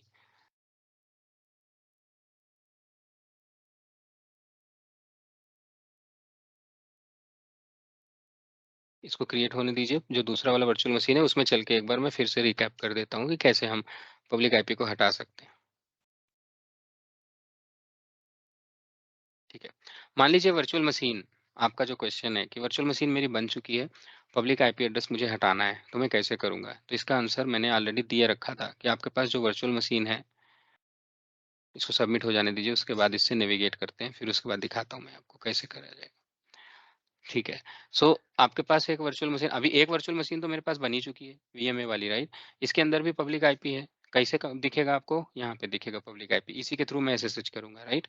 अगर आपको इसका आईपी चेंज करना है, प्राइवेट आईपी या पब्लिक आईपी में कोई भी चेंजेस करने हैं, तो मैंने बोला था कि आईपी के चेंजेस को हम नेटवर्क इंटरफेस कार्ड से, यानी अजूर के प्रॉपर्टी नेटवर्क इंटरफेस कार्ड की प्रॉपर्टी के साथ चेंज करते हैं, ना कि ओएस के अंदर। तो मैंने नेटवर्किंग का सेक्शन दिखाया था, अगर आपको याद आ जाए तो मुझे रोक दीजिएगा। यहाँ पे जाते हैं, नेटवर्क इंटरफेस कार्ड दिखता है, यहाँ पे आप नेटवर्क इंटरफेस कार्ड में जाते हैं तो यहाँ पे आपको आईपी कॉन्फ़िगरेशन दिखेगा, है ना। आईपी कॉन्फ़िगरेशन में जाएंगे, याद आ जाएगा तो रोक दीजिएगा। उसके बाद हम जाते हैं आईपी कॉन्फ़िगरेशन, यहाँ पे हमें मिलता है पब्लिक आईपी हाँ तो एड्रेस। सर आ गया सर, रिवाइंड हो गया सर, आ गया। ठीक है, ओके। तो हमारा वर्चुअल मशीन जो है एक तो बन ही चुका है, तो एटलीस्ट पहले वाला जो है इसके पब्लिक आईपी को हम कॉपी करके इसके अंदर एसएसएच कर जाते हैं। तो मैं 2 कनेक्शन यहाँ पे 2 सेल खोलने जा रहा हूँ सीएमडी, राइट। एक एसएसएच करके विजय@ और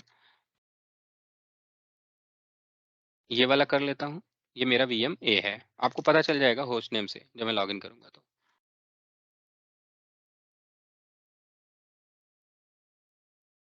ठीक है, दूसरा मैं खोलता हूँ एक CMD और इसमें मैं जो दूसरा वाला हमारा वर्चुअल मशीन है, अब ये रिफ्रेश करने पे आ जाना चाहिए, VMC, इसके पब्लिक आईपी एड्रेस को कनेक्ट कर लेते हैं, राइट। दोनों के प्राइवेट आईपीज अलग अलग है, मैं आपको अभी दिखा भी दूंगा कि कैसे अलग है।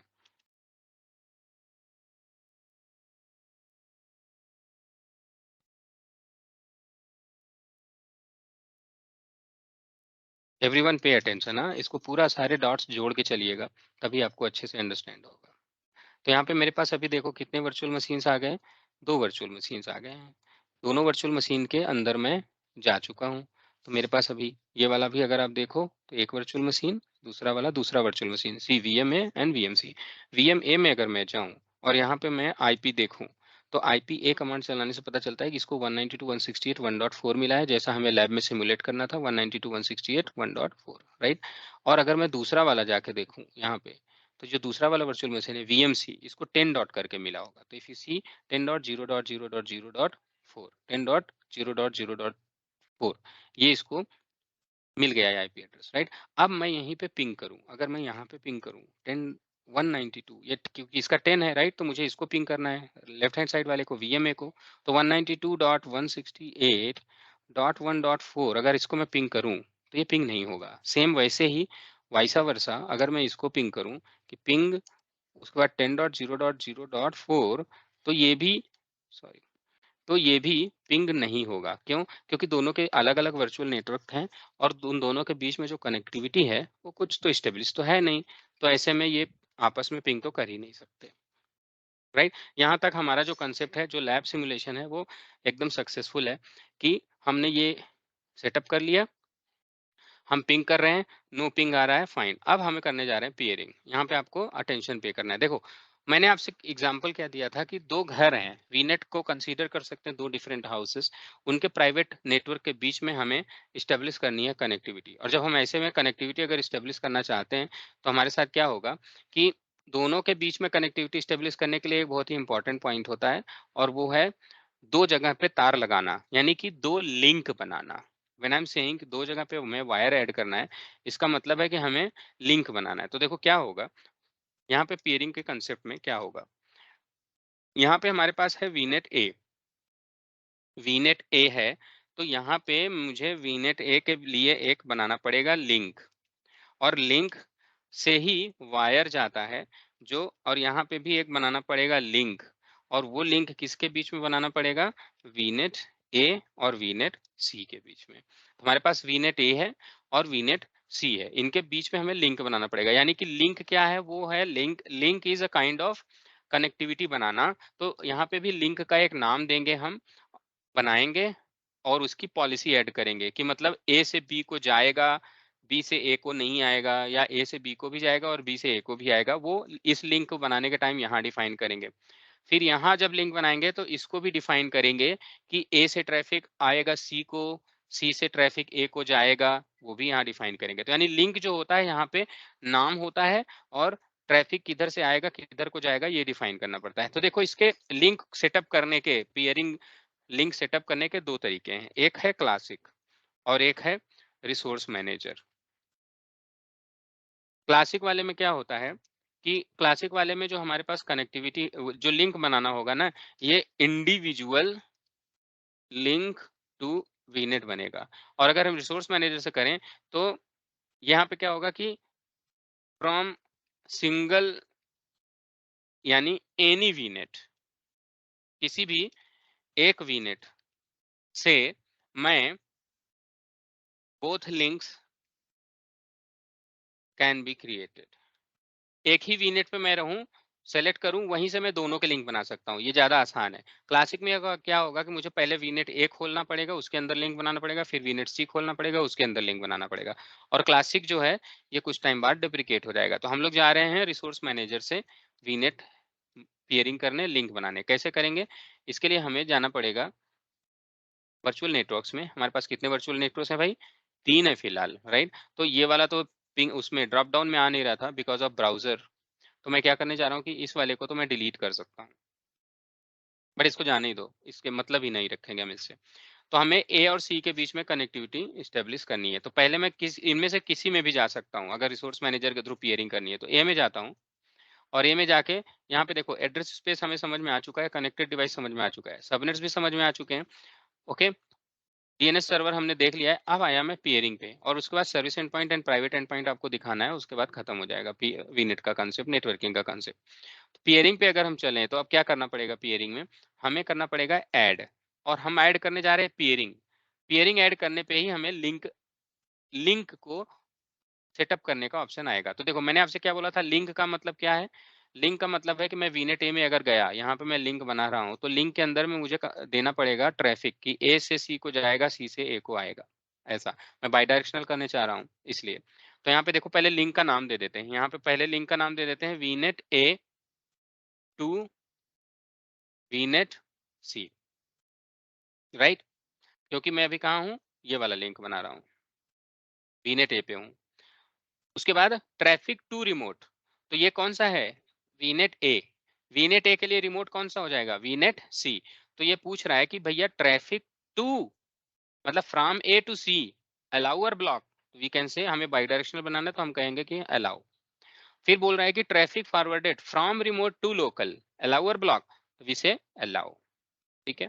अब चलते हैं यहाँ पे, अब आया रिमोट वर्चुअल नेटवर्क का लिंक, यानी एक ही पेज में रिमोट वर्चुअल नेटवर्क, मतलब इस वाले लिंक को बनाने का ऑप्शन भी आ गया।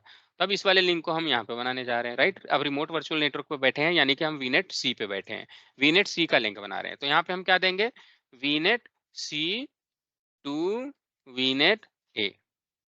अब डिप्लॉयमेंट मॉडल हमारा क्या है, रिसोर्स मैनेजर, जैसा कि मैंने बताया यही, राइट। अगर मैंने क्लासिक का ऑप्शन दिया तो ये वाला ऑप्शन गायब हो जाएगा, ये जो यहाँ पे आ रहा है, राइट। तो इसलिए मैं रिसोर्स मैनेजर पे हूँ, रिसोर्स मैनेजर से मैंने क्या दिया, लिंक का नाम पहले दे दिया रिमोट वाले पे, मतलब अब इसका लिंक का नाम डिफिनीशन दे रहा हूँ, यहाँ पे मैंने दे दिया।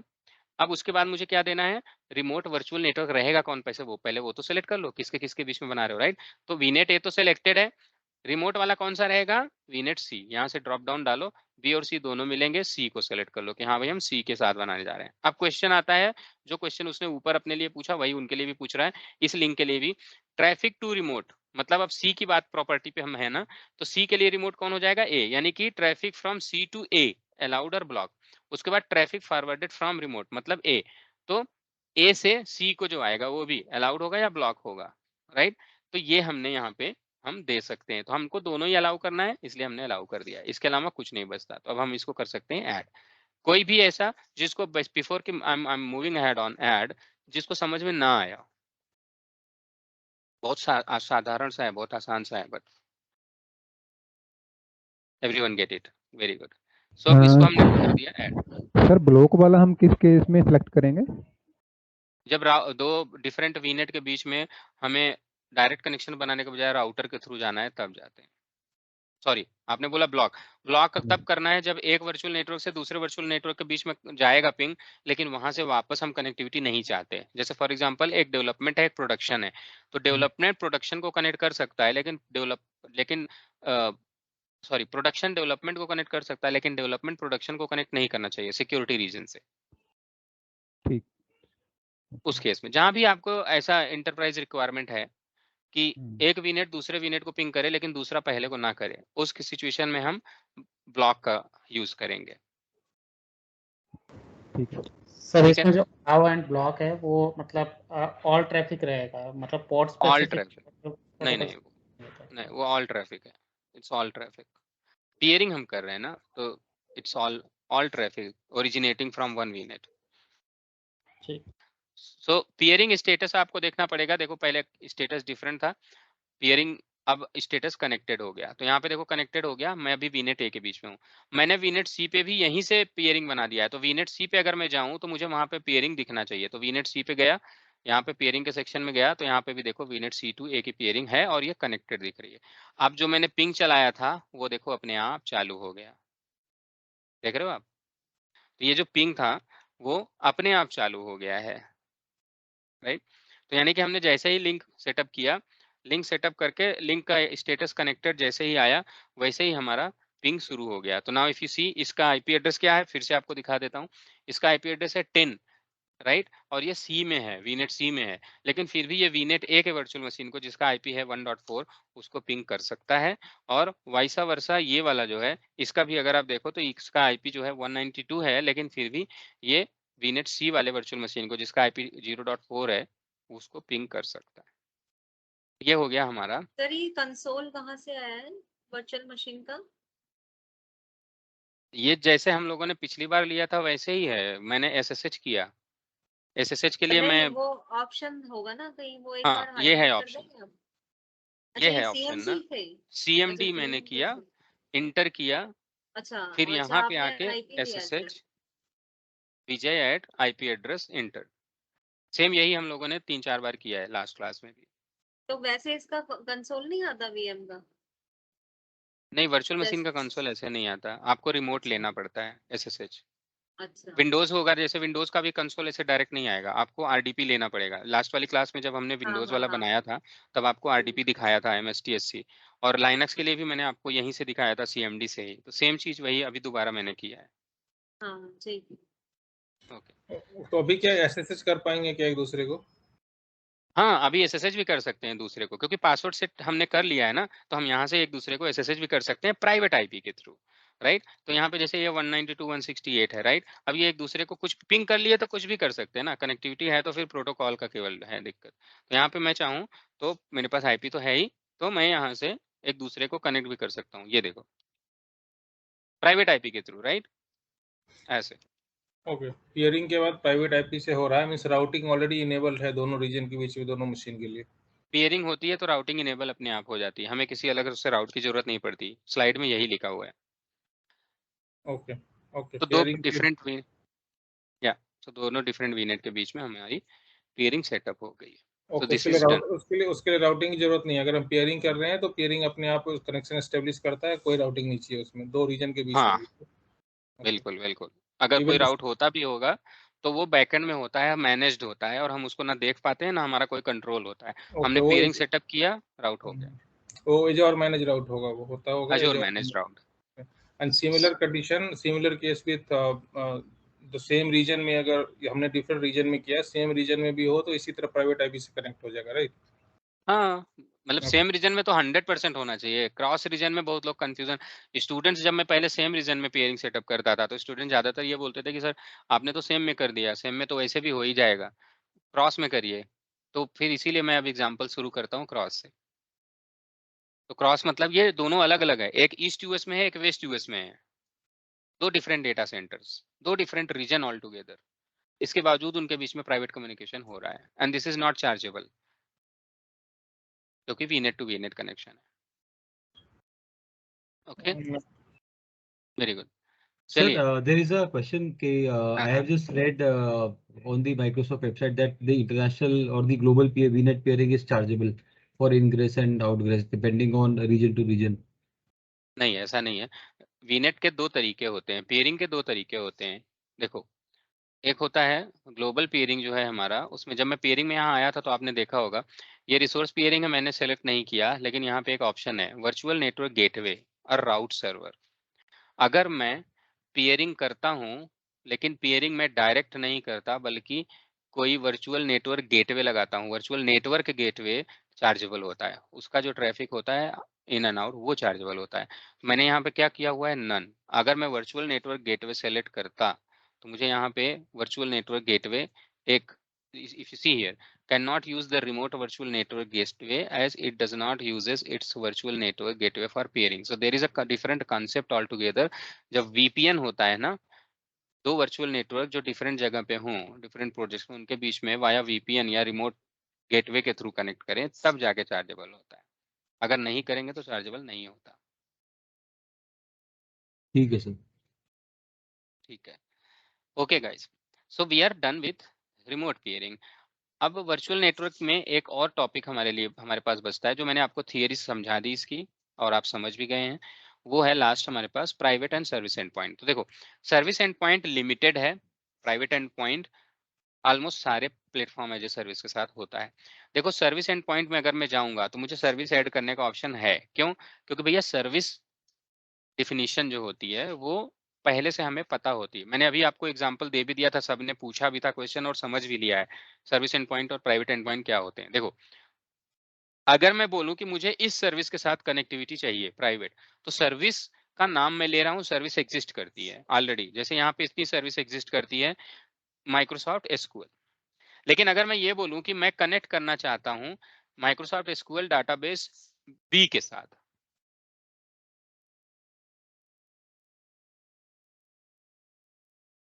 तो डाटाबेस बी के साथ, तो डाटाबेस बी जब तक क्रिएट नहीं करूंगा तब तक एग्जिस्ट नहीं करेगी, क्योंकि डाटाबेस बी सर्विस नहीं है, वो एक रिसोर्स है। रिसोर्स क्रिएट होगा तब तो बनेगा। तो इसलिए यहाँ पे क्या हुआ, सर्विस एंड पॉइंट में सर्विसेज दिए हुए हैं, कुछ डिफाइंड सर्विसेज हैं सिर्फ इतनी सारी, जिनके बीच में आप प्राइवेट कम्युनिकेशन बना सकते हो। फॉर एग्जांपल, माइक्रोसॉफ्ट स्टोरेज के साथ आप बना सकते हो, आप माइक्रोसॉफ्ट एसक्यूएल के साथ आप कनेक्शन प्राइवेट बना सकते हो। जैसे आपने माइक्रोसॉफ्ट एसक्यूएल सेलेक्ट कर लिया, अब पूछेगा कि किस सबनेट के साथ, राइट? आप उसी वीनेट में हो, तो इस वीनेट में किस सबनेट के साथ, तो आपने सबनेट सेलेक्ट कर लिया, राइट, यहाँ पे, and then you are clicking on add button. हो गया? तो इस तरीके से आपको मिल जाएगा ऑप्शन।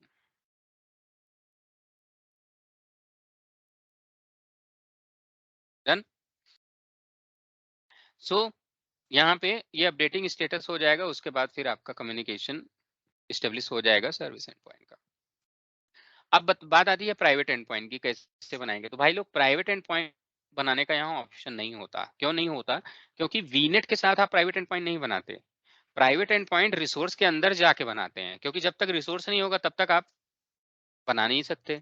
तो इसीलिए प्राइवेट एंड पॉइंट का ऑप्शन हमें मिलेगा जब हम कोई प्लेटफॉर्म ओपन करेंगे, प्लेटफॉर्म पे काम करेंगे। जैसे फॉर एग्जांपल, हम प्लेटफॉर्म पे अब काम करने जा रहे हैं, इसके बाद डायरेक्ट इसके तुरंत बाद हम काम करेंगे स्टोरेज के साथ। तो स्टोरेज में हम अजोर फाइल्स के साथ एक प्राइवेट एंड पॉइंट आपको डिमॉन्स्ट्रेट करेंगे स्टोरेज वाले टॉपिक में, सो दैट कि आप इसकी भी लैब कर पाओ और ये सक्सेस हो जाए। तो अगर हम सर्विस एंड पॉइंट को देखें तो सर्विस एंड पॉइंट हमारा बन चुका है। प्राइवेट कम्युनिकेशन सेम यही तरीका है। प्राइवेट एंड पॉइंट मैं आपको स्टोरेज में अजोर फाइल्स के साथ दिखाऊंगा। डन। ओके, तो with this we are done with our virtual network topic. अब हम लोग चलते हैं अपने स्टोरेज के टॉपिक के ऊपर। ठीक है, so let me share my screen before we move ahead. Anyone have any question, please ask. तो हमारा नेटवर्क चैप्टर कंप्लीट हो गया जॉर का? हाँ जी, वर्चुअल नेटवर्क का चैप्टर हमारा पूरा कंप्लीट हो गया। बाकी और भी नेटवर्किंग में कंपोनेंट्स हैं जो कि धीरे धीरे आएंगे। जैसे फॉर एग्जांपल, अभी हम स्टोरेज पढ़ेंगे। देखो, कंप्यूट हम पढ़ चुके, नेटवर्क हम पढ़ चुके, अब हम स्टोरेज पढ़ेंगे। अब इसके बाद हम नेटवर्क एडवांस, स्टोरेज एडवांस और इनको मिला के बहुत सारे प्लेटफॉर्म बनेंगे, उनको पढ़ेंगे। जैसे फॉर एग्जांपल, इसके बाद तुरंत हम लोड बैलेंसर शुरू करेंगे। तो लोड बैलेंसर जो है वो नेटवर्किंग का ही चैप्टर है, लेकिन थोड़ा एडवांस है, राइट? तो हम लोड बैलेंसर को अब पढ़ेंगे इसके इमीडिएटली बाद। लोड बैलेंसर में दोनों लोड बैलेंसर पढ़ लेंगे, उसके बाद हम लोग डाटाबेस शुरू करेंगे, ऐप सर्विस शुरू करेंगे, CLI शुरू करेंगे, उसके बाद हम लोग अजूर कुबरनेटिस सर्विस शुरू करेंगे। तो ऐसे ही धीरे धीरे। अच्छा, इसमें अभी हमने फायरवॉल सर्विसेज अभी नहीं पढ़ा, अभी हमने इसमें VPN नहीं पढ़ा, तो ये सब है नहीं क्या? आई थिंक शंभू, इसका आंसर मुझे लग रहा है फिर से शेयर करना पड़ेगा, बट मैं फिर से आपको वो शेयर कर दूं जो कोर्स क्यूरिकुलम है। No, that's okay. So, तो VPN और ये फायरवॉल सर्विसेज नहीं है क्या इस कोर्स? फायरवॉल है, हम पढ़ेंगे फायरवॉल। फायरवॉल भी है, बास्टियन भी है, वो है ना उसमें। अच्छा रुकिए, मैं दिखाता हूँ क्या क्या हमारे पास है। सर एक क्वेश्चन था सर, जैसे फिजिकल के केस में हम क्या करते हैं कि राउटर पे कॉन्फ़िगरेशन वगैरह सेव करते हैं सर उसकी, तो इस ये एज़्योर में ऐसा कुछ नहीं करते मतलब sir, router and switch and पे कॉन्फ़िगरेशन वगैरह की जरूरत ही नहीं पड़ती है सर इसकी? नहीं, उसकी जरूरत नहीं पड़ती, सारा कुछ मैनेज होता है। यही तो ब्यूटी है ना, why people are using cloud. और इसीलिए तो मैंने बोला कि आपको नेटवर्किंग की डीप नॉलेज की जरूरत ही नहीं है। शंभू, ये हमारा कोर्स कंटेंट है, ये डे 1 से आप लोगों के पास है। तो यहाँ हमारे कोर्स कंटेंट में सिक्योरिटी में हमारे पास फायरवॉल कंसेप्ट आएगा, नेटवर्क सिक्योरिटी ग्रुप आएगा, नेटवर्क सिक्योरिटी ग्रुप वीएम और सबनेट के साथ ये भी आएगा। ये हमारा वीनेट का टॉपिक है जिसमें subnetting, वीनेट, subnet, DNS zone, वीनेट pairing, private and service and point हमने आज कंप्लीट कर लिया है।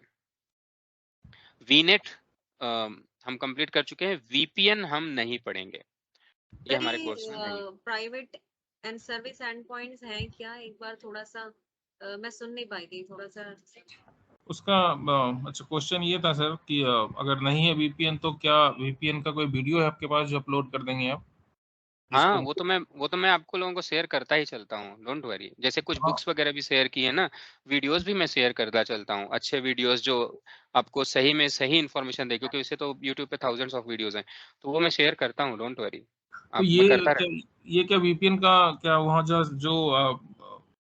जो केआर नेटवर्क का जहाँ से हम वीडियो देखते हैं क्या वहाँ पे अपलोड कर देंगे नहीं, क्या? वहाँ नहीं, वो यूट्यूब का लिंक मैं आप लोगों को शेयर करता हूँ, वहाँ पे नहीं हो सकता। दूसरे का वीडियोस है ना, तो वो हम ओके वैसे भी नहीं कर सकते ना, ओके वायलेशन। मतलब वीपीएन का किसी वो यूट्यूब का वीडियो आप लिंक शेयर करेंगे। ओके जी शंभू, क्या होता है ना, वीपीएन क्यों इसकी लैब नहीं हो रही है, इसलिए क्योंकि जो हमारा वीपीएन है वो बहुत मॉड्यूलर है, बहुत डाइवर्स है। मतलब वीपीएन का अगर कनेक्टिविटी हम सेटअप करेंगे तो हमें अजूर से भी कनेक्टिविटी सेटअप करनी पड़ेगी, वो तो बताना कोई बड़ी बात नहीं है।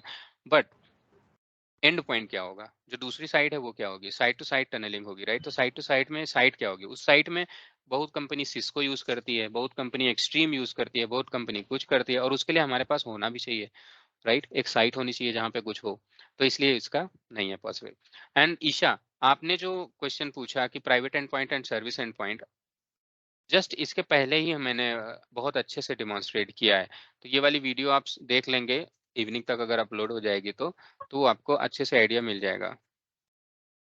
हम ठीक है सर। ठीक है, नहीं तो फिर से रिपीट होगा ना तो क्लास अननेसेसरी स्ट्रेच होती जाती है। तो एक क्वेश्चन है, ये वीपीएन का सर्विस नेम क्या वीपीएन ही है या कुछ और है? जैसे हम सर्विस नेम नेटवर्क वीपीएन ही है, वीपीएन गेटवे। हम अभी नेटवर्किंग के अंदर वीपीएन वीनेट के अंदर हम पियरिंग और ये सारे देख रहे थे, वहाँ पे वीपीएन दिख नहीं रहा था, तो क्या सेपरेट सर्विस है वीपीएन? और वीपीएन का कॉन्सेप्ट अलग है इसमें, वो जो वीपीएन होता है ना उसमें थोड़ा अलग कॉन्सेप्ट है। कॉन्सेप्ट एज इन की ये उसका, यहाँ पे आपको वीपीएन के लिए वीपीएन गेटवे मिलेगा, सॉरी ऐसे यहाँ पे आप जाएंगे तो यहाँ पे कनेक्शन मिलता है, राइट। और उसके बाद ये वर्चुअल नेटवर्क गेटवे उसको बोलते हैं। वो तो वीपीएन इज अ कंसेप्ट जिसमें कि कंबाइंड है local network gateway, virtual network gateway, connection, और अगर एक्सप्रेस राउट यूज करें तो एक्सप्रेस राउट सर्किट, एक्सप्रेस राउट डायरेक्ट, इन सबको मिला के वीपीएन बनता है ना। बट मेनली ये होता है वर्चुअल नेटवर्क गेटवे और connection, side to side tunnelling के लिए यूज करते हैं। ओके, सेपरेट सर्विस है जॉर में? हाँ, ये दोनों अलग सेपरेट सर्विस है। और ये आपको पढ़ने की जरूरत ज्यादा नहीं है, क्योंकि ये एक्सट्रीम नेटवर्क अंडरस्टैंडिंग के लिए होता है, और एक अजूर क्लाउड के लिए जिस लेवल का हम लोग कोर्स कर रहे हैं 104 तक का, उसमें वीपीएन नहीं आता। क्यों नहीं आता? क्योंकि ये अजूर एडमिनिस्ट्रेटर का कोर्स है, और इस लेवल के पे जो भी काम करने जाता है उसको नेटवर्क का वीपीएन सर्विस ऑलरेडी इस्टेब्लिश मिलता है हर जगह पे, उसको कभी करना नहीं होता, और ना तो उसको ट्रबल शूट करना होता है। क्योंकि जो इसके बाद अजूर के जो नेटवर्क का सर्टिफिकेशन है अलग से, राइट, जो प्रोफेशनल लेवल का, उस वाले सर्टिफिकेशन में नेटवर्क का इंजीनियर का अलग से रोल होता है। तो वो लोग का काम ये होता है, और उसी कोर्स में कंटेंट में वो कवर होता है। तो वो थैंक आप यू। कराते हो सर क्या, नेटवर्क इंजीनियर वाला? नहीं मैम, वो आई थिंक कोई भी नहीं कराता, क्योंकि कहीं पे भी आप क्लाउड की ट्रेनिंग देने जाइए, आपकी कंपनी में अगर प्रोफेशनल सर्टिफिकेशन होते हैं, जो कॉर्पोरेट ट्रेनर आता है वो कराता है, क्योंकि वो कस्टमाइज्ड ट्रेनिंग्स होती है। लेकिन एकेडमिक में कहीं कोई नहीं कराता। एकेडमिक में सब लोग केवल एडवांस एंट्री लेवल के कोर्सेज जितने होते हैं वही सारे होते हैं, आप किसी भी इंस्टीट्यूट में। ठीक है, थैंक यू। चलिए अभी स्ट्रेच नहीं करते, और let's move on to the next topic, if you all allow. Mohinder please be on mute, thank you. Okay, so next topic जो हमारा है वो है स्टोरेज पे। तो let me share my screen, going to share my another screen, and then we'll talk about different types of storage available in general and in cloud.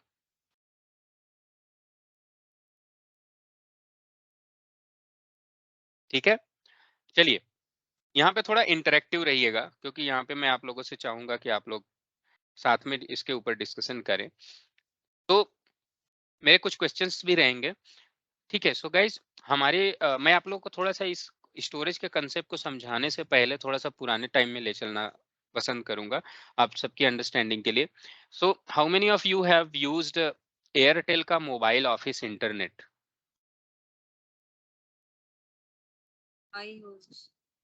अच्छा, you used to, great great Saurabh. Okay okay, so ये थोड़ा सा मतलब in a light mode, I want to discuss this mobile office.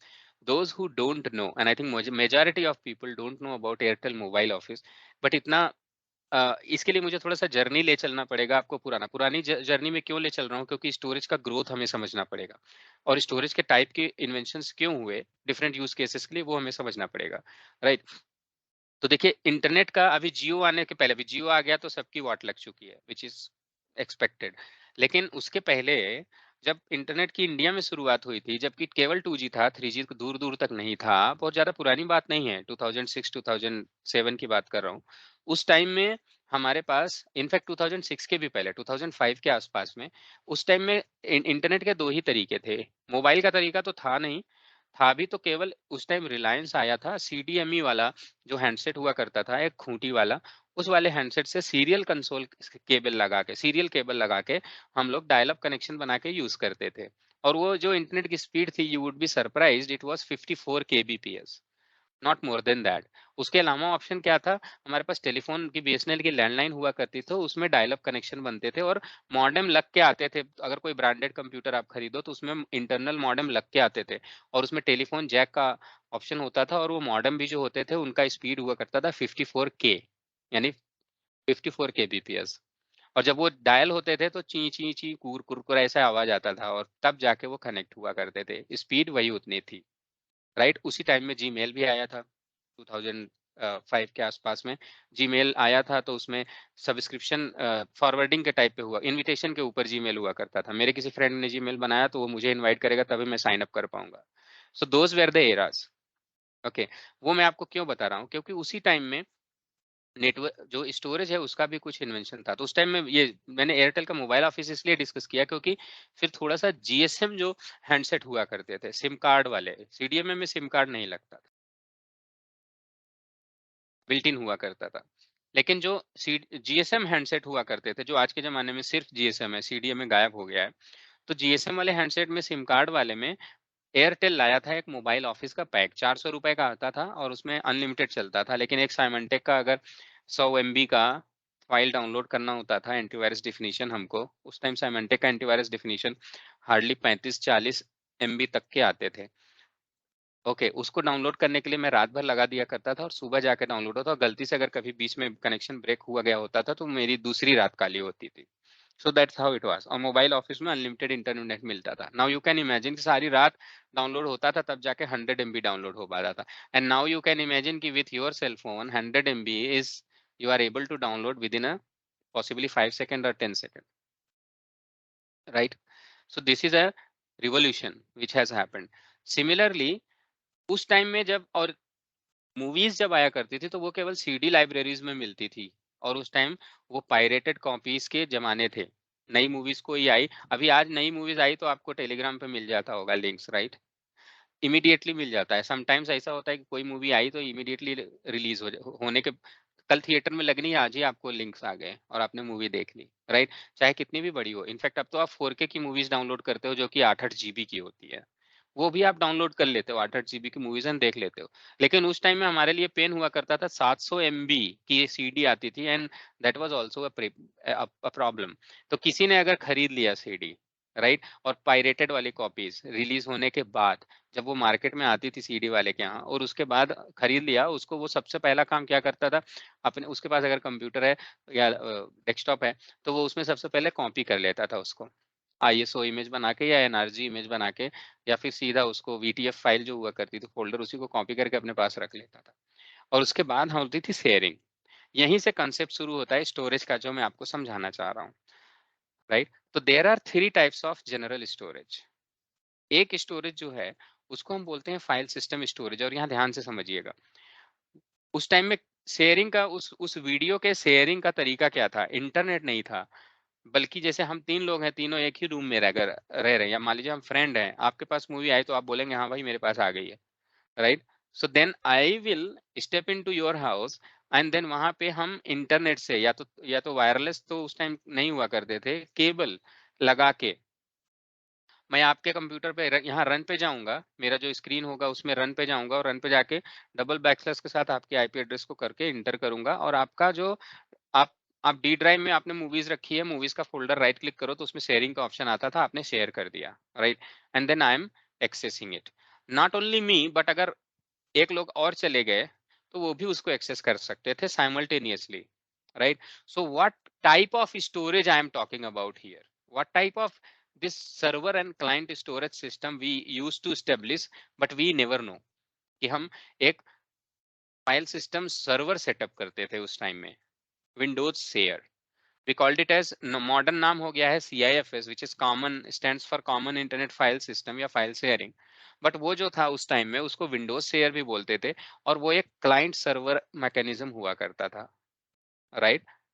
At any point in time one network share can be accessed by multiple people and they all can make read and write calls to that particular file system. We call this as a file system storage, a file storage kind of storage.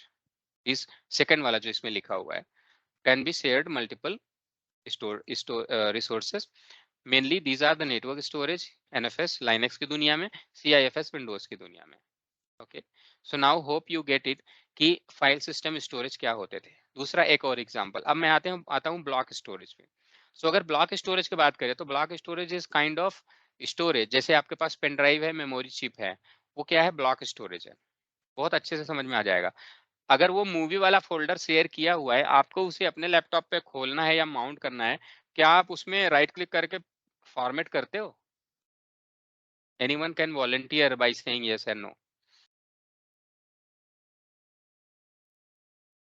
आपको format right नहीं करना पड़ता format, उसमें file system बनाने की जरूरत नहीं पड़ती, फाइल स्टोरेज में उसमें ऑलरेडी बना होता है। But block storage, the moment you have pen drive corrupt हो गया, कुछ हो गया, तो you are doing a formatting या ना? करते हैं ना, राइट। चिप अगर है, memory chip, can we format? Yes. USB hard drive, can we format? Yes. Your own hard drive, can we format?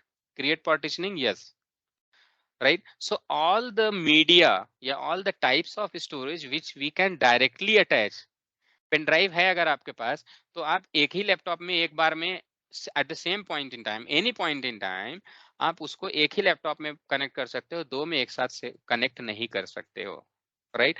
So block storage are the storage which we can not share amongst multiple resources, multiple endpoints. And these are the kind of direct attached storage जिनको direct ही attach किया जा सकता है। और जो major difference मैंने आपको पहले ही बताया, ब्लॉक स्टोरेज वो स्टोरेज होता है जिनको फॉर्मेट करके उनके ऊपर अपने मनचाहा फाइल सिस्टम क्रिएट किया जा सकता है, लेकिन फाइल स्टोरेज वो होते हैं जिनके ऊपर फाइल सिस्टम क्रिएट करने की जरूरत नहीं पड़ती, ये नेटवर्क के ऊपर आते हैं, ऑलरेडी फाइल सिस्टम होता है और आप उनको एक्सेस कर सकते हो। So far so good. Now the one more difference is, देखो इवेल्युएशन, फिर से स्टोरेज की इवेल्युएशन पे वापस चलते हैं। आपकी सबसे पहली पेन ड्राइव का साइज क्या था जो आपने परचेज करी थी या आपने यूज करी? 8 GB 16 GB समथिंग था। 4 GB 4 GB, yes 8 GB 16 GB, 1 GB, 512 MB, that was also there. Who said Ujjwal, you said 500? See, इससे ये भी पता चल रहा है कि कौन कितना पुराना है। Okay, Saurabh, you said 1 GB, right? no sir, 4 GB 4 GB, your first one, fine. Ujjwal Yes. said 512. Anyone I else bought have used 1 GB. 1 GB? That's fine. Let me tell you what was my first pen drive size, and that point in time this was the only pen drive size maximum which we had available. It was 64 MB. 64 MB, and it was coming in a format of wristwatch type of, उसमें आता था, ठीक है. So 64 MB was the highest one, सबसे ज्यादा. उसके बाद फिर बहुत तेज इवोल्यूशन हो रहा था, तो उसके बाद ही वो 5-6 महीने के बाद ही 128 MB का आ गया था, फिर 256 MB का भी आया, और उसके बाद 512 MB का भी आया, फिर 1 आ गया, 1 GB भी आ गया था. उस टाइम में जब पहली बार मुझे याद है हमारे पास 32 GB की पेन ड्राइव आई थी, जबकि सबके पास नॉर्मली 1 GB 2 GB का ही हुआ करता था, उससे ज्यादा का नहीं. तो देन वी यूज्ड टू से कि ये चाइना का पेन ड्राइव है और रिलाय नहीं कर सकते. ओके, वो पेन ड्राइव लगाया, और सही बात है वो रिलायबल होती भी नहीं थी, कि उसको लगाया अगर मोजर बियर की पेन ड्राइव उसको लगाया तो वो 32 GB वो चला जाता था, ब्रेक कर जाता था कुछ ही टाइम में, right. But now days the maximum, if I say minimum earlier, but now if I say maximum, who has used of what size? 8 GB I heard about it. Anyone have used more? 8 GB की बात मत करो, अब आप highest पे आओ. किसी के पास कोई बड़ी pen 64 I drive? have used. Great. 64 I have used, sir. Himanshu, you have used 30. 64 GB of the Yes, sir. size of one single pen drive, and without any issue, right? Without any problem, Correct, sir. right? So I see, have the one 32 GB. 32 GB is also really huge. So see the revolution and evolution we had in storage areas, right? You all were the witness of this evolution and revolution which has happened in past few decades. So the concept is all those block storage, and मैं size की बात यहाँ पे क्यों कर रहा हूँ अब जी, इसलिए भी मैं कर रहा हूँ क्योंकि जितने लोगों ने भी ये साइज यूज किया है, अब उनसे मेरा क्वेश्चन अगेन ये होगा कि विंडोज 98 ऑलमोस्ट सभी ने यूज किया होगा. ये हो सकता है कुछ लोगों ने ना यूज किया हो, विंडोज एक्सपी से शुरुआत किया होगा, बट पॉसिबली. बट विंडोज 98 या एक्सपी की बात करें अगर हम, तो आप उस टाइम में जब आपके पास जो हार्ड डिस्क आया करती थी लैपटॉप में या डेस्कटॉप में, मैक्सिमम आया करती थी 40 GB. 40 GB में भी हम लोग बनाते थे 4 partition, 10 GB 10 GB 10 GB, right. एक में हम सी ड्राइव, उसमें हमारा विंडोज इंस्टॉल होता था, बाकी में हम सॉन्ग्स रखते थे, मूवीज रखते थे. उस टाइम बहुत क्रेज था. But anyone has face this challenge कि आप पार्टीशन बना रहे हो, आपने 30 GB का पार्टीशन बनाया, राइट क्लिक करके फॉर्मेट करने लगे तो ऑप्शन आया था FAT32 में फॉर्मेट करना चाहते हो या NTFS में. लेकिन जैसे ही आपने 40 GB का पार्टीशन बनाया, FAT32 गायब हो गया, लेकिन आप बनाना चाहते थे FAT32, क्योंकि आपके दिमाग में ये भरा हुआ था FAT32 में रिकवरी जल्दी हो जाती है, क्योंकि बूट करा दो बूटेबल से, तो विंडोज 98 से, तो वो बूट कर जाता है, और फिर वहां पे हम CP कमांड और CMD के थ्रू, MS DOS के थ्रू फाइल रिकवरी कर सकते हैं. Anyone face this challenge? Yeah, anyone know about it a little bit? FAT32 पे फॉर्मेट तो होता था सर. हाँ, मतलब जो प्रनाथ, पार्टीशन बनाते थे वो FAT32 फॉर्मेट में रखते थे. लेकिन अगर 40 GB की पार्टीशन बनाना हो तो आपके पास 80 GB की हार्ड डिस्क मिली थी, अगर आपको केवल 40 के 2 बनाने हो तो क्या आपको FAT32 का ऑप्शन आता था? हाँ, 40 GB के सिस्टम पे 3 पार्टीशन किया. वो 3 में मेरा जो पार्टीशन होता था C के बाद फिर D E, वो FAT32 में क्रिएट होता था. क्योंकि ओवरऑल कैपेसिटी 40 GB थी ना. हाँ, मैं बोल रहा हूँ single partition D drive late से बना रहे हो, 80 GB की हार्ड डिस्क है, C और D बनाना है, आप FAT32 में C ड्राइव बना के फॉर्मेट कर सकते थे XP इंस्टॉलेशन के टाइम में? नहीं कर सकते थे. FAT32 गायब हो जाता था वहां से, जैसे ही आप 40 GB का पार्टीशन सेलेक्ट करते थे. गाइस, मैं ये क्वेश्चन क्यों पूछ रहा हूँ? इसलिए पूछ रहा हूँ क्योंकि स्टोरेज में हमें फाइल सिस्टम की अंडरस्टैंडिंग होनी, उनकी लिमिटेशन की अंडरस्टैंडिंग होनी जरूरी है, क्योंकि मैंने अभी तक ब्लॉक स्टोरेज, फाइल स्टोरेज की बात की, अब मैं बात करने जा रहा हूँ ऑब्जेक्ट स्टोरेज की. और ऑब्जेक्ट स्टोरेज पे ही हमारा रिवोल्यूशन काम करता है. See, let me tell you, आप इसको प्रैक्टिकल करके देख लेना. आपके पास पेन ड्राइव होगी, try to create a partition, hard disk होगी, एक्सटर्नल हार्ड डिस्क होगी, try to create a partition of 32 GB, 30 GB, and try to format it. You will get 2 options, FAT32 and NTFS, but then create a partition at the same point in time more than 32 GB, like 35 or 40. You will see that you will not find any FAT32 option, only the NTFS would be there. The reason is because the file systems are defining the characteristic of a storage and how the computer is going to read and write the data. File system जो होते हैं चाहे वो NTFS हो या FAT32, उसमें दो चीजें डिफाइन होती हैं. पहला, what can be the maximum number of maximum size of your volume, मतलब C drive या D drive एक वॉल्यूम बना रहे हो, उसका पूरा मैक्सिमम साइज क्या हो सकता है. तो FAT32 फाइल सिस्टम की लिमिटेशन है कि we can have only the single volume can have only the size of 32 GB, not more than that, and that is why the file system name itself is FAT32. NTFS के लिए we have a size 2 terabyte, not more than that, right? These properties of file system you can easily get from internet. Search करो तुरंत मिल जाएगा. What is the maximum file volume size limit in NTFS, ext4, ext3, ext2, right? Lot many things. ऐसे जितने भी file systems हैं उनके बारे में आप पढ़ सकते हो. Then another size restriction is with a single file size. What should be the single file size limit in FAT32? So the answer is 2 GB. 2 GB से ज्यादा बड़ा फाइल आप सेव नहीं कर सकते. अगर FAT32 में फॉर्मेटेड है, 4 GB का एक फाइल है, उसको सेव करने के लिए ट्राई करना, कॉपी नहीं होगा, नहीं कर पाओगे कॉपी, क्योंकि लिमिट ही नहीं है. FAT32 में ब्लॉक साइज ही नहीं है, सेव ही नहीं कर पाएगा, राइट? सो ये प्रॉब्लम कि फाइल सिस्टम जहां कहीं पे भी है वहां पे एक लिमिट आपको 100% दिखेगी ही दिखेगी, चाहे वो जीबी में हो, चाहे वो पेटाबाइट में हो, चाहे वो एक्साबाइट में हो, लेकिन देयर वुड बी लिमिट. अगर XFS जो लाइनक्स का मॉडर्न ऑपरेटिंग सिस्टम है, या BTRFS या फिर NTFS की बात करें, या XFAT की बात करें, किसी की भी बात करें, सबकी एक लिमिट है. लेकिन see this data revolution now. Let's talk about the object storage and then I'll say data revolution. आप आज की डेट में आप एक सिंगल फाइल साइज, मैंने आपको खुद ही बताया कि पहले जो वीडियो हुआ करता था वो 700 MB मैक्सिमम CD में आता था, राइट? एक DVD में 4 पिक्चर आ जाती थी, right?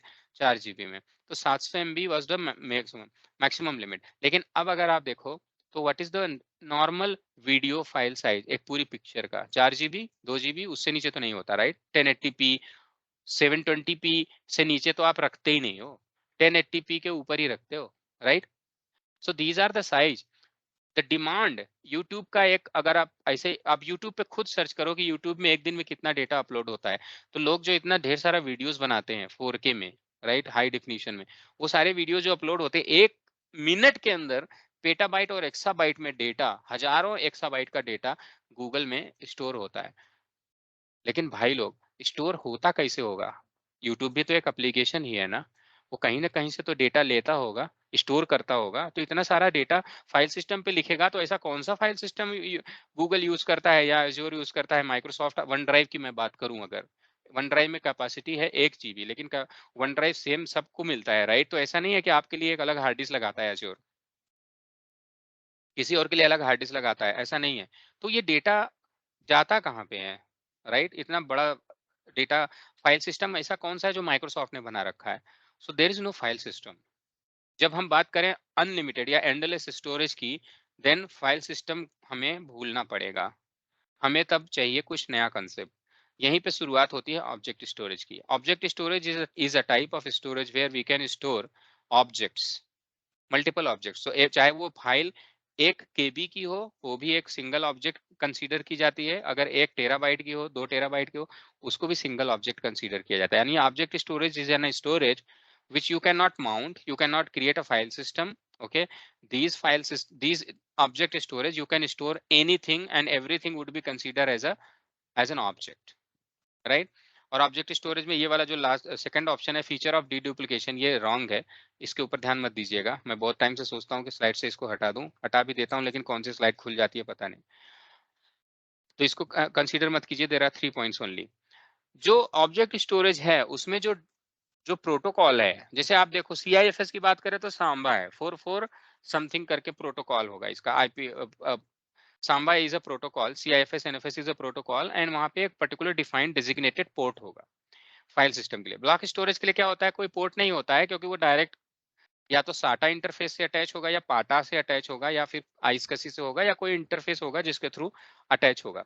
How about object storage? Object storage केवल वेब प्रोटोकॉल पे चलता है, HTTP HTTPS पे। और भाई लोग, जहाँ कहीं पे भी HTTP या HTTPS होता है वहां पे हम लोग बात करते हैं API कॉल की। और जब हम बात करते हैं API कॉल, कॉल का मतलब होता है वेब जो हमारा होता है वो कैसे काम करता है, वो या तो काम करता है पुट, गेट, पोस्ट, इसी पे काम करता है। जो भी वेब हमारा है वो सिर्फ इन्हीं पे काम करता है, राइट। अगर आपको कोई इंफॉर्मेशन फॉर्म आप भरते हो वेबसाइट पे और आप सबमिट बटन दबाते हो तो पोस्ट कॉल होती है। जो आपने फॉर्म भरा है वो पूरा का पूरा डेटा की वैल्यू पेयर में उठ के पोस्ट होता है जो भी टारगेट यूआरएल हो, चाहे वो एपीआई पे कॉल करे या फिर बैकएंड में डाटाबेस पे कॉल करके वहां पे आपका इंफॉर्मेशन स्टोर कर दे, पोस्ट कॉल होती है। अगर वहां से आपको कोई इंफॉर्मेशन फेच करनी है, जैसे आप रूल नंबर सर्च कर रहे हो, राइट, रोल नंबर सर्च करोगे तो आपने रोल नंबर डाल के जैसे ही सबमिट बटन पे क्लिक किया या सर्च बटन पे क्लिक किया, एक गेट कॉल होती है। आपके रोल नंबर को एज अ की कंसीडर करके डेटाबेस में जाकर क्वेरी चलती है और वहां से डेटा उठ के आता है, तो that's a get call, web call, right. So HTTP protocol or HTTPS protocol is always doing a get and post call, and whenever we are talking about get and post call we are talking about APIs, application programming interface is also running on HTTP। so देखो इसका concept आया क्यों, क्योंकि object storage में हम data या file को, अगर हम सिंगल ऑब्जेक्ट की बात करें, राइट, तो सिंगल ऑब्जेक्ट को हम कंसीडर करते हैं सिंगल ऑब्जेक्ट, सिंगल फाइल को, और उनको हम या तो डाउनलोड करेंगे या तो अपलोड करेंगे, मॉडिफाई नहीं करते, मॉडिफाई नहीं कर सकते। In object storage you can not modify any object. आपको मॉडिफाई करना है तो आपको गेट करना पड़ेगा या पोस्ट करना पड़ेगा, राइट। या एक फाइल को अगर आपको चेंज करना है तो आप फाइल को पहले डाउनलोड कीजिए, उसके बाद आप उस फाइल के अंदर मॉडिफिकेशन कीजिए, फिर अपलोड कीजिए। अगर आप ऑब्जेक्ट स्टोरेज के अंदर ही उसको मॉडिफाई करते हैं तब भी उसका वर्जन चेंज हो जाता है, उसका वर्जन चेंज हो जाता है। जो पहले जैसे देखो एक फाइल थी जिसमें लिखा था हेलो, फिर आपने लिख दिया हेलो वर्ल्ड, राइट, हेलो वही रह गया, उसका एक वर्जन बना, हेलो वर्ल्ड कर दिया तो उस फाइल का वर्जन चेंज हो गया, वर्जन दूसरा बन गया उसका, राइट। तो ये वर्जन कंट्रोल्ड भी होता है ऑब्जेक्ट स्टोरेज। तो ऑब्जेक्ट स्टोरेज में एंडलेस स्टोरेज कैपेसिटी होती है, कोई फाइल सिस्टम नहीं होता, बल्कि जो डेटा होते हैं वो रिंग्स में लिखे जाते हैं। व्हेन वी से रिंग्स, मतलब जैसे एक हार्ड डिस्क, दो हार्ड डिस्क, तीन हार्ड डिस्क, ठीक है, उसके बाद 4 hard disk, 5 hard disk, 6 hard disk, ऐसे करके ढेर सारी हार्ड डिस्क लगी हुई है। एक स्टोरेज है जो एज़्योर का, मान लो बैकएंड में, तो 3 को मिला के एक रिंग बना, 3 को मिला के एक रिंग बना, उसके बाद 3 को मिला के एक रिंग बना, राइट। रिडंडेंसी पर्पस से जो डेटा होता है वो डिस्ट्रीब्यूटेड होता है, कुछ इस रिंग में, कुछ इस रिंग में, कुछ इस रिंग में। डेटा जो होता है ऑब्जेक्ट वो अलग अलग डिस्ट्रीब्यूटेड होता है, कुछ इस रिंग में, कुछ इस रिंग में, और ये आपस में कॉपीड रहते हैं। यानी आपके डेटा जो होता है ऐसे में हार्ड डिस्क जोड़ते चले जाएंगे, यहाँ पे रिंग बनता चला जा रहा है और रिडंडेंट डेटा बनता चला जा रहा है। ऑब्जेक्ट जो है उसको ब्रेक किया जा रहा है, और जो हमारा ऑब्जेक्ट है वो ऐसे ही शेयर्ड होता जा रहा है, right. So that's how the storage works, object storage works. इसको माउंट नहीं किया जा सकता, केवल प्रोग्राम के साथ डायरेक्टली यूज किया जा सकता है। और ये HTTP पे होता है तो we can run our static website also. What is static website? So guys, static website का मतलब होता है जो HTML मार्कअप लैंग्वेज में लिखी जाए, जिसको किसी प्रोग्रामिंग लैंग्वेज की जरूरत ना हो। जैसे HTML आप डायरेक्ट नोटपैड में HTML के लैंग्वेज में कोई कुछ भी लिख सकते हो, और लिखने के बाद डबल क्लिक करो, वेब ब्राउजर में खोलो तो ब्राउजर उसको डायरेक्ट आपको दिखा देगा, उसको किसी प्रोग्रामिंग लैंग्वेज की जरूरत नहीं है कंपाइल करने के लिए, राइट। तो उसको बोलते हैं static website. So the within this storage we have 3 types of storage. General storage 3 तरह के होते हैं। अब आते हैं अजोर स्पेसिफिक। अजोर में भाई लोग 5 स्टोरेज होते हैं। इसमें से एक हम लोगों ने ऑलरेडी पढ़ लिया है, राइट साइड में premium storage virtual machine disk, हमने इसको ऑलरेडी पढ़ लिया है। अब आता है 4, ब्लॉब, टेबल, फाइल और क्यू। इसके पहले एक हिस्ट्री बता दूं आपको, जो ऑब्जेक्ट स्टोरेज है ना उसको पूरी दुनिया में सबसे पहले लेके आया था AWS। नाम दिया था इसने S3। इसका नाम मतलब हो गया S और S, 3 S, S3, simple shared storage. ये है इसका हिस्ट्री ऑब्जेक्ट स्टोरेज का।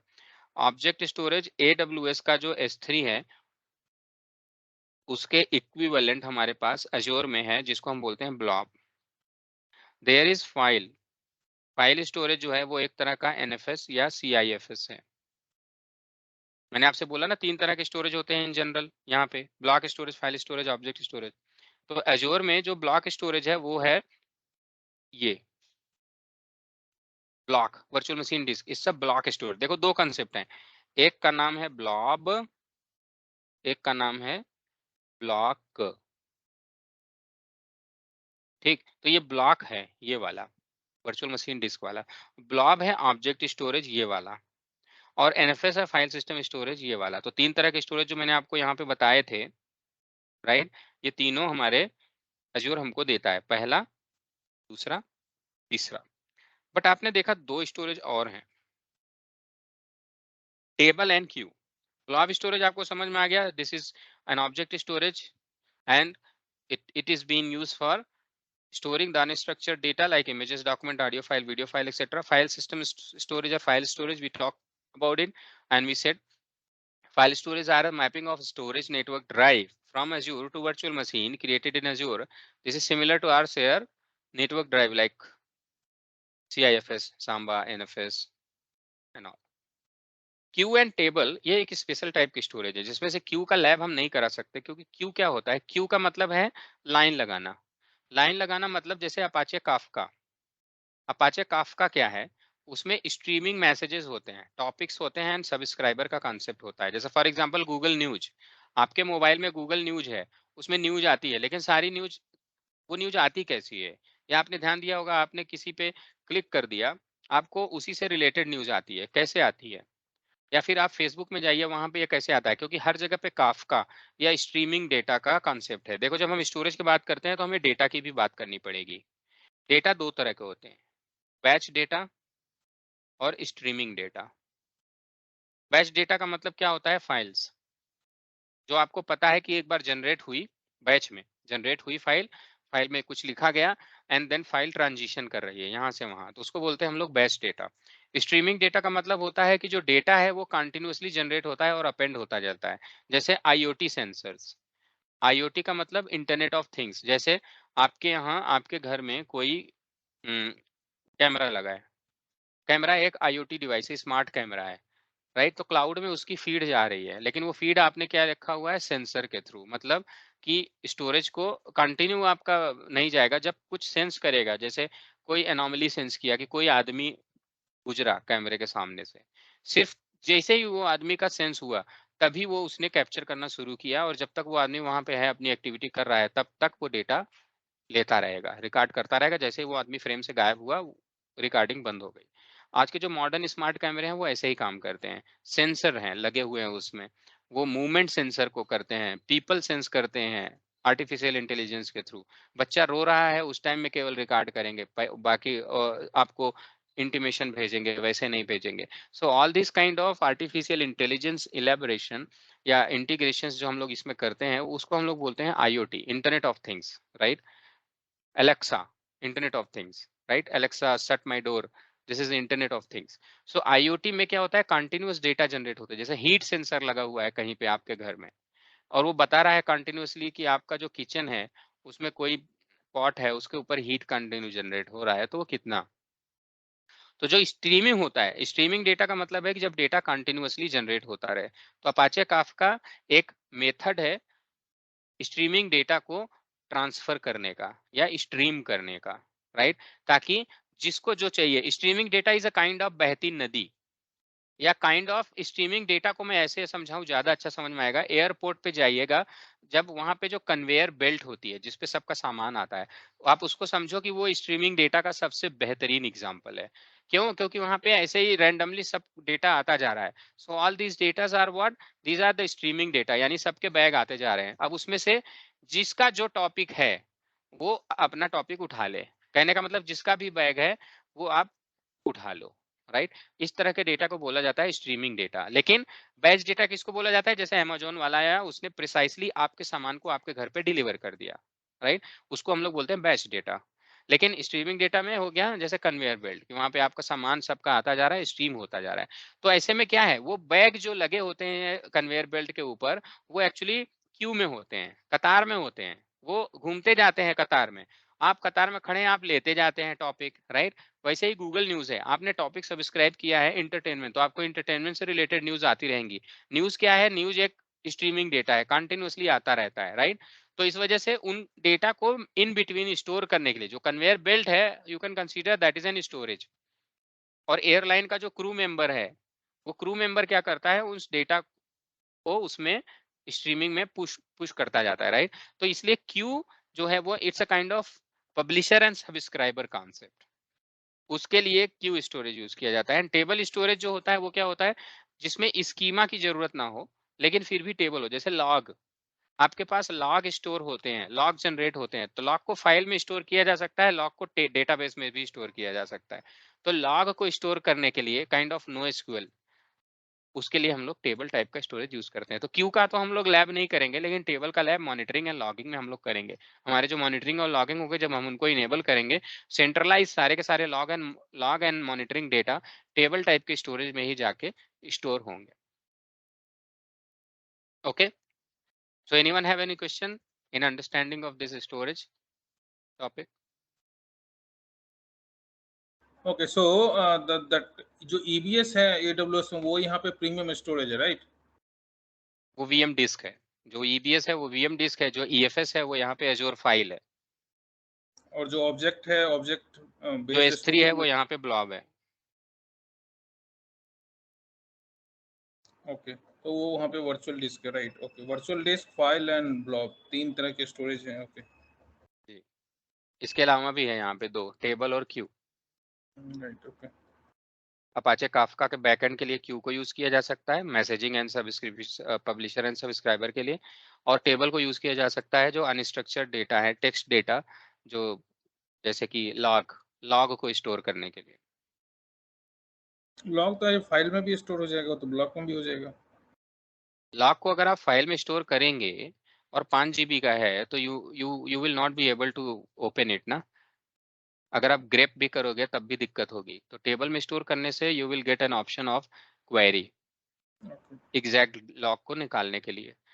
एग्जाम्पल आपको बता देता हूँ शंभू, अगर आपके पास आपके लैपटॉप में 2 GB रैम है, आप 2 GB का एक वर्चुअल मशीन बनाइए और आपकी लॉग फाइल है 2 GB की, उसको आप राइट क्लिक करके ओपन कीजिए, कभी नहीं कर पाएंगे।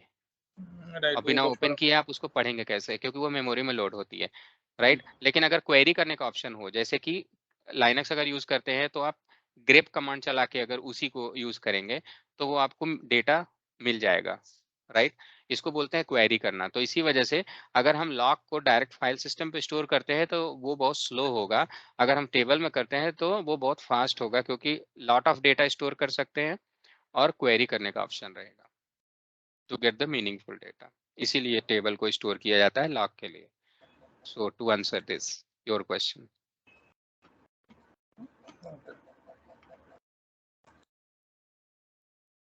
Any other questions? We are done for today. Sir backend पे भी जो कुछ स्टोरेज डिवाइस यूज कर रहे होंगे ना, टेबल या कोई ब्लॉब? बैकएंड में तो हर चीज हार्ड डिस्क होती है दोस्त, सभी का बैकएंड हार्ड डिस्क है, क्योंकि हार्ड डिस्क के अलावा कोई ऑप्शन ही नहीं है। तो अब उसके बारे में हम जानते नहीं। ये हमारे पास 5 तरह के स्टोरेज हैं, सारे सॉफ्टवेयर डिफाइंड और वर्चुअल स्टोरेज है, मैनेज्ड है, जो हम आराम से यूज कर सकते हैं। हमें इन्हीं के बारे में, इन्हीं की सारी प्रॉपर्टीज और इन्हीं के बारे में सब पढ़ना है। ठीक। तो कल हम लोग इसी के ऊपर, स्टोरेज के ऊपर लैब करेंगे। लैब में इंक्लूड होगा, हम लोग ब्लॉब बनाएंगे, कंटेनर्स, ऑब्जेक्ट को स्टोर करेंगे, इसकी वर्जनिंग और स्नैपशॉट का फीचर देखेंगे। फाइल स्टोरेज को हम लोग देखेंगे, उसमें मैप करेंगे, और ड्राइव को हमारे लोकल लैपटॉप पे भी, right, as a drive and virtual machine के अंदर भी। उसके बाद ब्लॉब स्टोरेज के अंदर हम लोग एक स्टैटिक वेबसाइट होस्ट करेंगे, स्टैटिक वेबसाइट होस्ट करके देखेंगे कि वो वेबसाइट हमारी कैसे चलती है। उसके बाद हमारा स्टोरेज खत्म हो जाएगा, फिर हम लोग टेबल वाला स्टोरेज जब मॉनिटरिंग पढ़ेंगे, लॉगिंग, तो वहाँ पे देख लेंगे। उसके बाद हम लोग नेक्स्ट वीक से we will start load balancers, advance topics. Okay guys, so I am going to stop the recording. आपने सर ब्लॉक स्टोरेज बताया कि सर उसमें हम